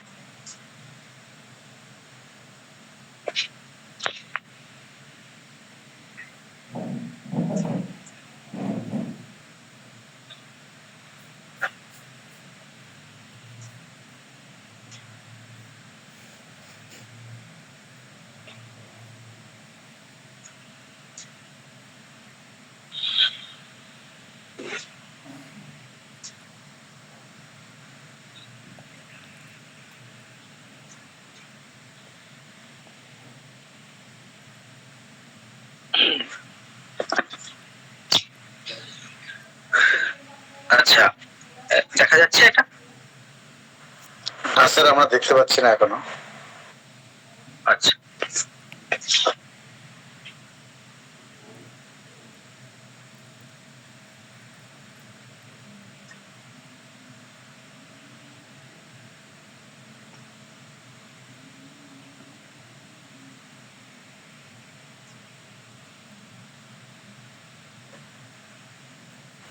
স্যার দেখতে পাচ্ছি আমরা। একটু হরাইজন্টালি যদি আপনি যখন শুরু করবেন, হরাইজন্টালি একটু ওকে।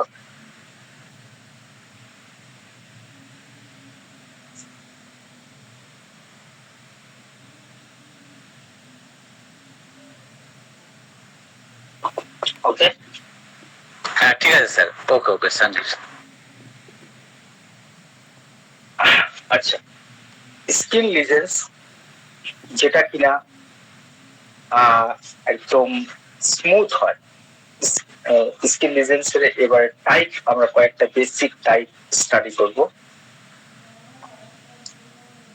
যে স্কিন লিজেন্স হচ্ছে কি আমাদের চামড়ার সঙ্গে একদম ফ্ল্যাট থাকে, একদম মানে এলিভেটেড হয় না, অর্থাৎ যেটাকে কিছু আমাদের কাছে যদি রুগী আসে, তো আমরা সেটাকে স্কিনের উপরে যদি আমরা হাত দিয়ে দেখি, স্পর্শ করি, যদি ছুঁই এবং একটু হাত বুলাই, যদি সেটা একদম ফ্ল্যাট থাকে, সমতল থাকে, স্কিনের সঙ্গেই থাকে, কোনোভাবে রেস্ট যদি না হয়, কোনোভাবে রেস্ট যদি না হয়, তাহলে সেটাকে বলা হয় এবং সেটা যদি 10 mm, এটা একটা স্ট্যান্ডার্ড সাইজ, এই 10 mm অর্থাৎ 1 সেন্টিমিটার বা 10 mm এর থেকে যদি ছোট হয় এবং রেস্ট যদি না হয়, অর্থাৎ হাত বুলালে কিছুই মনে হয় না, স্কিনই মনে হয়, তার মধ্যে কোনো ধরনের ওভানো কি বলে ওটাকে, একদম পুরো সমতল ফ্ল্যাট থাকে, একদম পুরো সমতল থাকে এবং 10 mm এর থেকে যদি ছোট হয়, তাহলে সেটাকে বলা হয় ম্যাকিউল। আর যদি 10 mm এর থেকে বড় হয়, তাহলে সেটাকে বলা হয় প্যাচ। তাহলে ম্যাকিউল কাকে বলবো আমরা? ম্যাকিউল হচ্ছে এমন স্কিন ইরাপশন যেটা কিনা একদম ফ্ল্যাট থাকে এবং 10 mm এর থেকে ছোট হয়, সেটাকে বলা হয় ম্যাকিউল।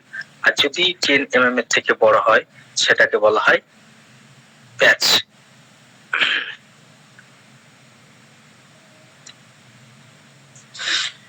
এই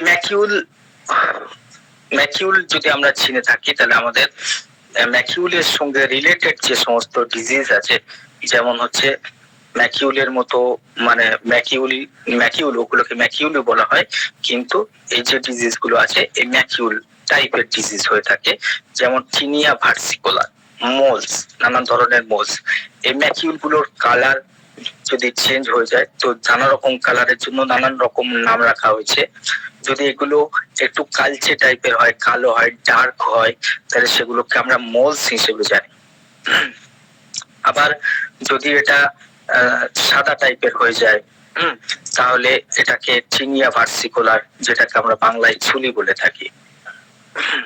আবার এটা যদি একটু হাই পিগমেন্টেশন থাকে, তাহলে এটা হচ্ছে কি ফ্রিকেলস বলা হয়। তো এই ধরনের মোলস এর উদাহরণ হচ্ছে টিনিয়া ভার্সিকুলার, ফ্রিকেলস।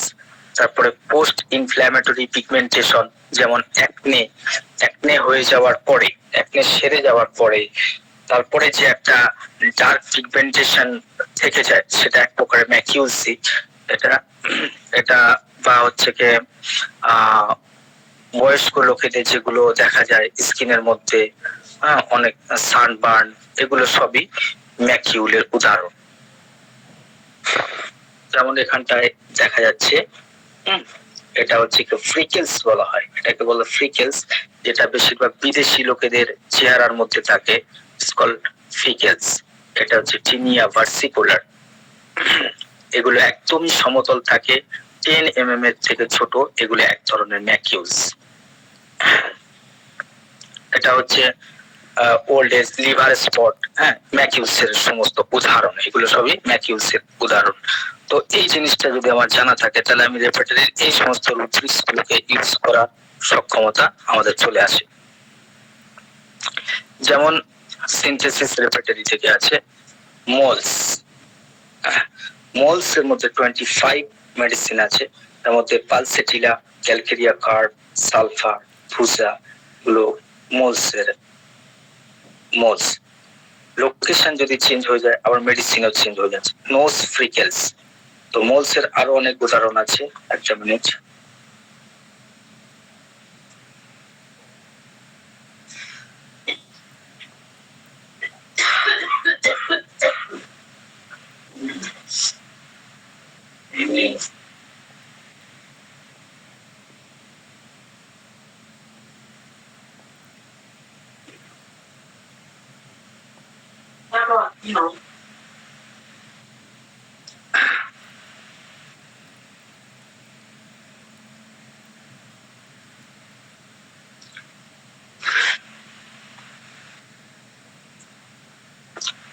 যেমন হচ্ছে skin moles,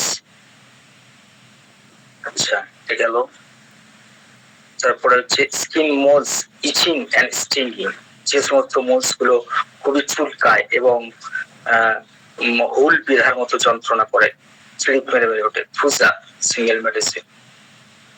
skin moles red, iodium, lycopodium, sepia. Skin ulcer, আচ্ছা এরকম মোলস এর আমরা নানা ধরনের রুব্রিক্স আমরা রেপার্টরির মধ্যে থাকবে। এই যে মোলস, এই মোলস হচ্ছে একটা স্কিন ডিজিজ। তারপরে ফ্রিকেলস এর উদাহরণ, যেমন ফ্রিকেলস, এই যে ফ্রিকেলস যেটা দেখানো হচ্ছে ফ্রিকেলস। তো freckles, nose freckles, lycopodium, phosphorus, sulphur. Face freckles, lyco, phos, sulphur, natrum carb, kali carb, nitric acid, calcarea carb, এগুলো হচ্ছে predominant medicine. Chest discoloration, spot freckles, freckles যদি শুধু বুকের মধ্যে থাকে, nitric acid, single medicine.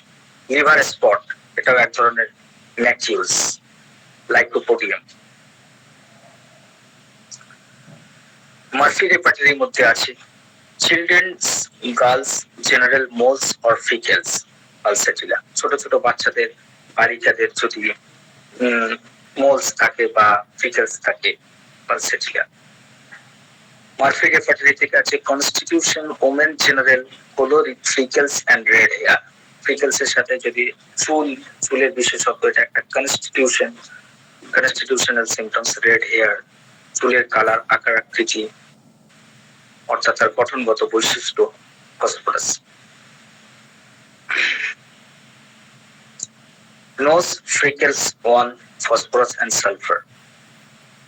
Face freckles, alumina, antim crud, antim crud, calcarea carb, dulcamara, graphites, pulsatilla, sepia, sulphur 29 medicine. Nose external, এটা হচ্ছে কি Boericke repertory, nose external nose eruption, growth freckles, phosphorus and sulphur. আচ্ছা, freckles এর আরেকটা নাম আবার লেন্টিগো, লেন্টিগো freckles. তো সেখানটায় এটা হচ্ছে Boericke repertory, kali carb, lycopodium, nitric acid, sepia, sulphur. Doctor JH ক্লার্কের clinical laboratory, clinical F freckles, kali carb, nitric acid, sepia, এগুলো প্রিডমিনেন্ট মেডিসিন, মাত্র 30 মেডিসিন। ডক্টর এস আর ফাটাকের অন সাইজ ল্যাবরেটরি থেকে যদি আমরা দেখি, তাহলে eruption tendency to freckles, antim carb, crud, kali carb, calcarea carb, lycopodium, phosphorus, pulsatilla, sulphur. দেখা যাচ্ছে ফসফরাস, পালসেটিলা, সালফার এগুলো এই ধরনের ইরাপশন প্রডিউস করার ক্ষমতা বেশি।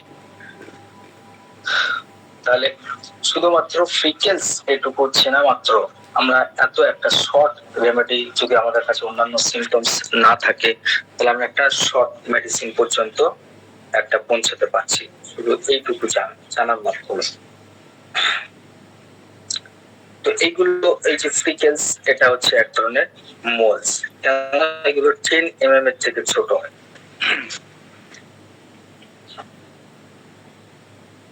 আরেকটা যেমন হচ্ছে কি পেট্রিয়াসিস ভার্সিকুলার, যেটা কিনা আমরা এখানটায় দেখলাম, পেট্রিয়াসিস ভার্সিকুলার, যেটাকে আমরা বাংলাতে ছুলি বলে জানি। পেট্রিয়াসিস ভার্সিকুলার, স্কিন একটু হোয়াইটিশ হয়ে যায়, এবং এটাও একটা মোলসের উদাহরণ, সরি ম্যাকিউলসের উদাহরণ বলছি, সরি ম্যাকিউলের উদাহরণ। তাহলে এগুলো সবই macules. Skin eruption, pityriasis versicolor 14 medicine, এর মধ্যে sepia, tellurium, lycopodium, chrysarobinum, caulophyllum, bacillinum.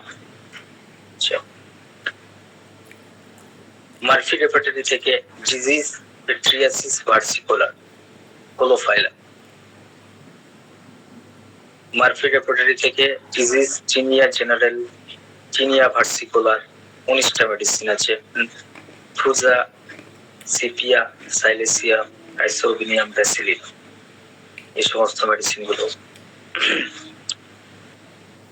Murphy repertory থেকে আছে gland, spleen, general, sharp pain, pityriasis versicolor in single medicine, mezereum. অর্থাৎ এখানটায় একটা কনকমিটেন্ট সিমটমস, অ্যাকম্পানিড সিমটমস, যে স্প্লিনে যদি ইনফ্লামেশন থাকে, সেখানে যদি শার্প পেন থাকে, এবং তার সাথে যদি এই পেট্রিয়াসিস ভার্সিকুলার থাকে, অর্থাৎ ছুলি থাকে, তাহলে মেজেরিয়াম ওষুধকে আমরা ভাবতে পারি যে এটা মেজেরিয়াম এই রোগীতে যায় কিনা।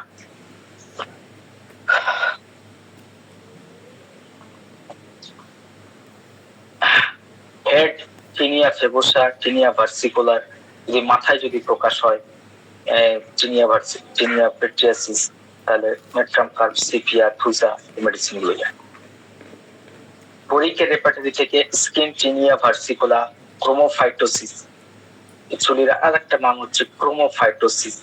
এখানে সাতটা মেডিসিন আছে, ব্যাসিলিনাম, ট্রাইসোরোবিনিয়াম, মেজেরিয়াম, মেপটামাস, সিপিয়া, সালফার, টেলুরিয়াম।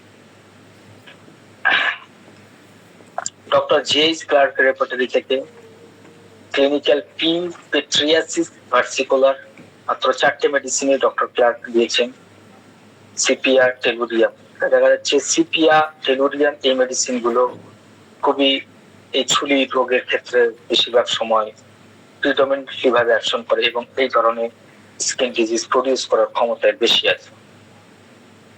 তো আমরা যদি আরেকবার সারমর্ম করে নিই, যে ইরাপশন একদম ফ্ল্যাট আছে এবং যেটা 10 mm এর থেকে ছোট, সেটাকে বলা হয় ম্যাকিউলস, এবং যেটা হচ্ছে 10 mm এর থেকে বড়, সেটাকে প্যাচ বলা হয়। তো যাই হোক, আজকে এই পর্যন্তই রাখছি। নেক্সট ক্লাসে আমি বাকি স্কিন ডিজাইন গুলোকে রেপার্টরি সহযোগে এবং এবং হচ্ছে গিয়ে রেপার্টরি সহযোগে বর্ণনা করবো ইনশাল্লাহ। আর পরবর্তী ক্লাসগুলোতে এক একটা এই স্কিন লিজেন্স এর উপরে 2-1টা ক্লাস হবে। তারপরে প্রত্যেকটা পার্টিকুলার টাইপের ডিজিজের উপরে সেরকম একটা হোমিওপ্যাথিক থেরাপিউটিক যেমন ভাবে করা উচিত সেইভাবে একটা বর্ণনা থাকবে, এবং সেখানটায় রুব্রিক সহযোগে কোন কোন মেডিসিন বেশি ভাবে প্রিডমিনেন্ট এবং সেখানে কি কি সিমটমস আমি ব্যক্তিগতভাবে দেখে থাকি এবং সেখানে কি কি মেডিসিন বেশি প্রয়োগ করে কি রেজাল্ট হয়েছে কিছু কেস হিস্ট্রির সহযোগে ইনশাআল্লাহ নেক্সট ক্লাসগুলোতে প্রেজেন্ট থাকবো। ওকে, থ্যাংক ইউ আপনাদের এতটা ধৈর্য রাখার জন্য। ধন্যবাদ স্যার। স্যার আপনি প্রেজেন্টেশন বন্ধ করতে পারেন।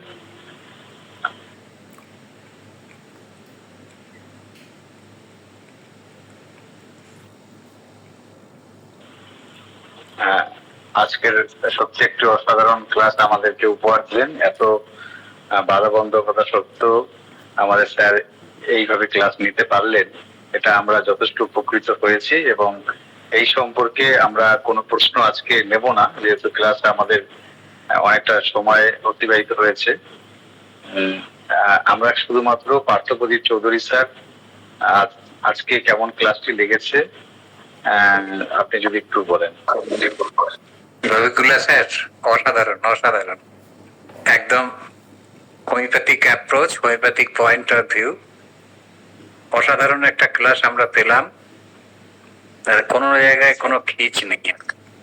হ্যাঁ, কিন্তু শর্ট টাইমে আপনি আসার পরে কি দুধের মধ্যে কোনো জল নেই, একদম খাঁটি জিনিসটা ছোট্ট ক্লাসের মধ্যে পেলাম।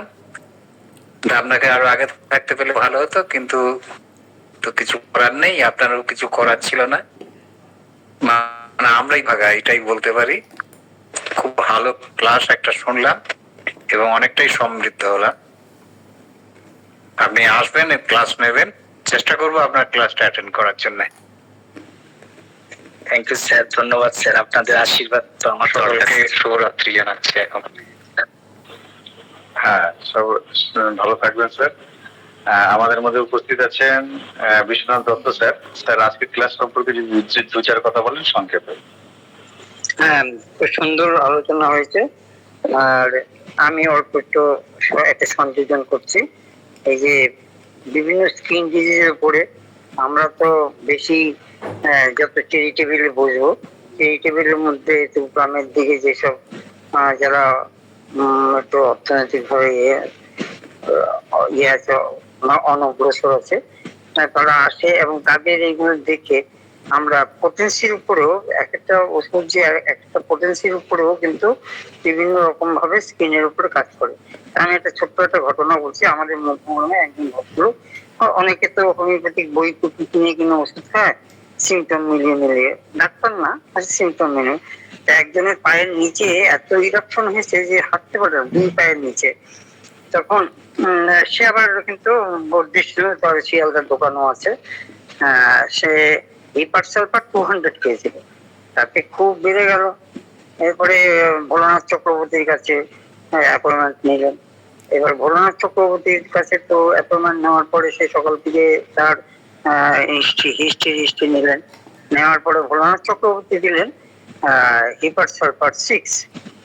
তখন যখন ভিতরে লিখে দিলেন তখন এই ভদ্রলোক বললেন, আমি কাকু বলি, সে কাকু বললেন আমি তো হিপার সালফার 30 খেয়েছি। এটা hepar sulphur, Bholanath Chakraborty hepar sulphur তো তুমি খাওনি। হ্যাঁ, ভোলানাথ চক্রবর্তী হিপার সালফার খাও, তোমার সেরে যাবে। তা ওনার প্রেসক্রিপশন দেখলাম, উনি 6 খাওয়ার পরে আস্তে আস্তে আস্তে আস্তে পায়ের এটা ভালো হয়ে গেল। এরকম যে আমরা যে অনেকে বলে অর্গাননে, যে অর্গানন টেনে বলে যে যেই পটেন্সিয়াল তার বুদ্ধি দিতে হয়, তাকে যে নামিয়ে এনেও ওষুধ দেয়, সেরকম অনেক বুড়ি বুড়ি আমার কাছে উদাহরণ আছে। কিন্তু তার মানে হিপার সালফার 6 একরকম কাজ করে, 30 একরকম কাজ করে, 200 একরকম কাজ করে। হ্যাঁ, আবার লাস্টক্সেরও এরকম তা বিভিন্ন পোটেন্সি গুলোকে এই খেলানোর জন্য বা শেখার জন্য আমাদের চ্যারিটেবল করতেই হবে, এবং আমরা আরো হয়তো পারবো। আর উনি খুব ভালো বলেছেন। আর আমার একটা কথা হচ্ছে কি, এই যে পাউরুটির মতন দেখালেন, সেলটার মতন যে উপরের উপরে গুলো দেখালেন, তা উপরে উপরে দেখাচ্ছেন, কিন্তু ভিতরে তো একদম ইনার পার্টেও কিন্তু একদম ঘা হয়ে একদম স্কিনের উপর দিয়ে হাত বুড়ালে পরে তারপর 2 ঘন্টা করে জ্বালা যন্ত্রণা, তারপরে এরকম ওষুধে যে উপর দিকে উপরে যেগুলো আছে সেগুলো লাইকোপোডিয়াম, ওই যে ভাষা ভাষা যেগুলো রাষ্ট্র ভিতরে গুলো আমি দেখেছি ক্যালকেরিয়া কার্ড, ক্যালকেরিয়া সার্ট, ওই লক্ষণ অনুযায়ী গরম কাপড়, শীত কাপড়। হ্যাঁ, ক্যালকেরিয়া গ্রুপের দিকে খুব ভালো, যে ভিতর থেকে ভিতরে ইনারের দিকে এগুলো আলোচনা নিশ্চয়ই করবেন ওনার। যেরকম আজকে আলোচনা করলাম তাতে আমরা আরো সমৃদ্ধ হব।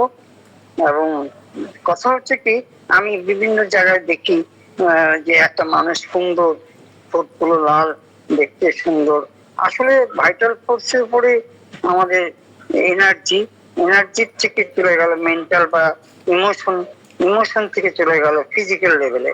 এবার ফিজিক্যাল লেভেলে যখন সে আত্মপ্রকাশ করলো স্ক্রিন হিসেবে, তখন তাকে যদি আমরা ধামাচাপা দিই বা মলম লাগাই বা বেটনোবেট লাগাই, অমুক লাগাই তমুক লাগাই, বা হোমিওপ্যাথিক এখন প্রচুর মলম বেরিয়ে গেছে, স্ক্যাবিনার বিভিন্ন কোম্পানি বের করেছে, একজিমা আর একজিমল অমুক তমুক, এগুলো একটা ক্রিমিনাল অফেন্স। আমাদের শরীরের মধ্যেই আমরা ক্রিমিনাল করে ফেললাম। হ্যাঁ, ক্রিমিনাল, এগুলো উচিত না। এবং তাদের বলতে হয় যে কি লাগাবো, আমরা এখন নারকেল তেল বা অলিভ অয়েলের কথা বলি, তো বলি এইগুলো আমাদের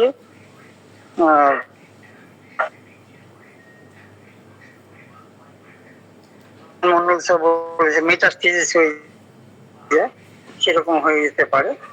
যা এই এতটুকু ওনার দেবতা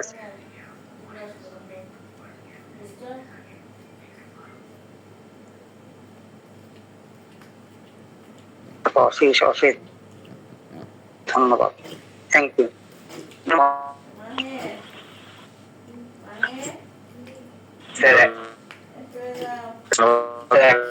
একটা কথা আমি বলবো স্যার, এটা হচ্ছে আমি লিখবো, আমরা জাস্ট আলাদা স্যার, অ্যাকচুয়ালি শুধু বললে একটু আরো ভালো চর্চা হয় এবং সুন্দর হয়, এবং 10টা প্রশ্ন আসলে আর একটু মাথা ঘামাতে হয়, জাস্ট এইটুকুর জন্য আসি স্যার, আমি শেখাতে আসি না, সরি স্যার, আমি নিজে শিখতে আসি। আমরা সবাই শিখছি, এটাই সবচেয়ে বড় কথা। তবে আজকের যে ক্লাসটি যেভাবে আমরা পেয়েছি, একজন শিক্ষক যেভাবে শেখাতে চান সেইভাবেই আমরা শিখতে পেরেছি। ধন্যবাদ আজকের আলোচক স্যারকে,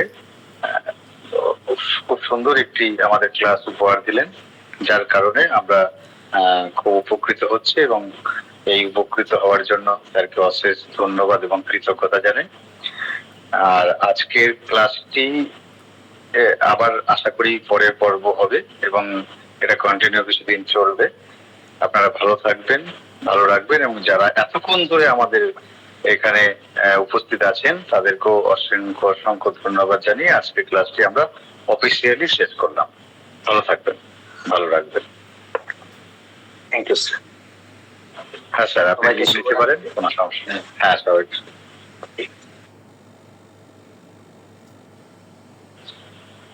আমি সবাইকে নিয়ে আপাতত লিভ দিচ্ছি।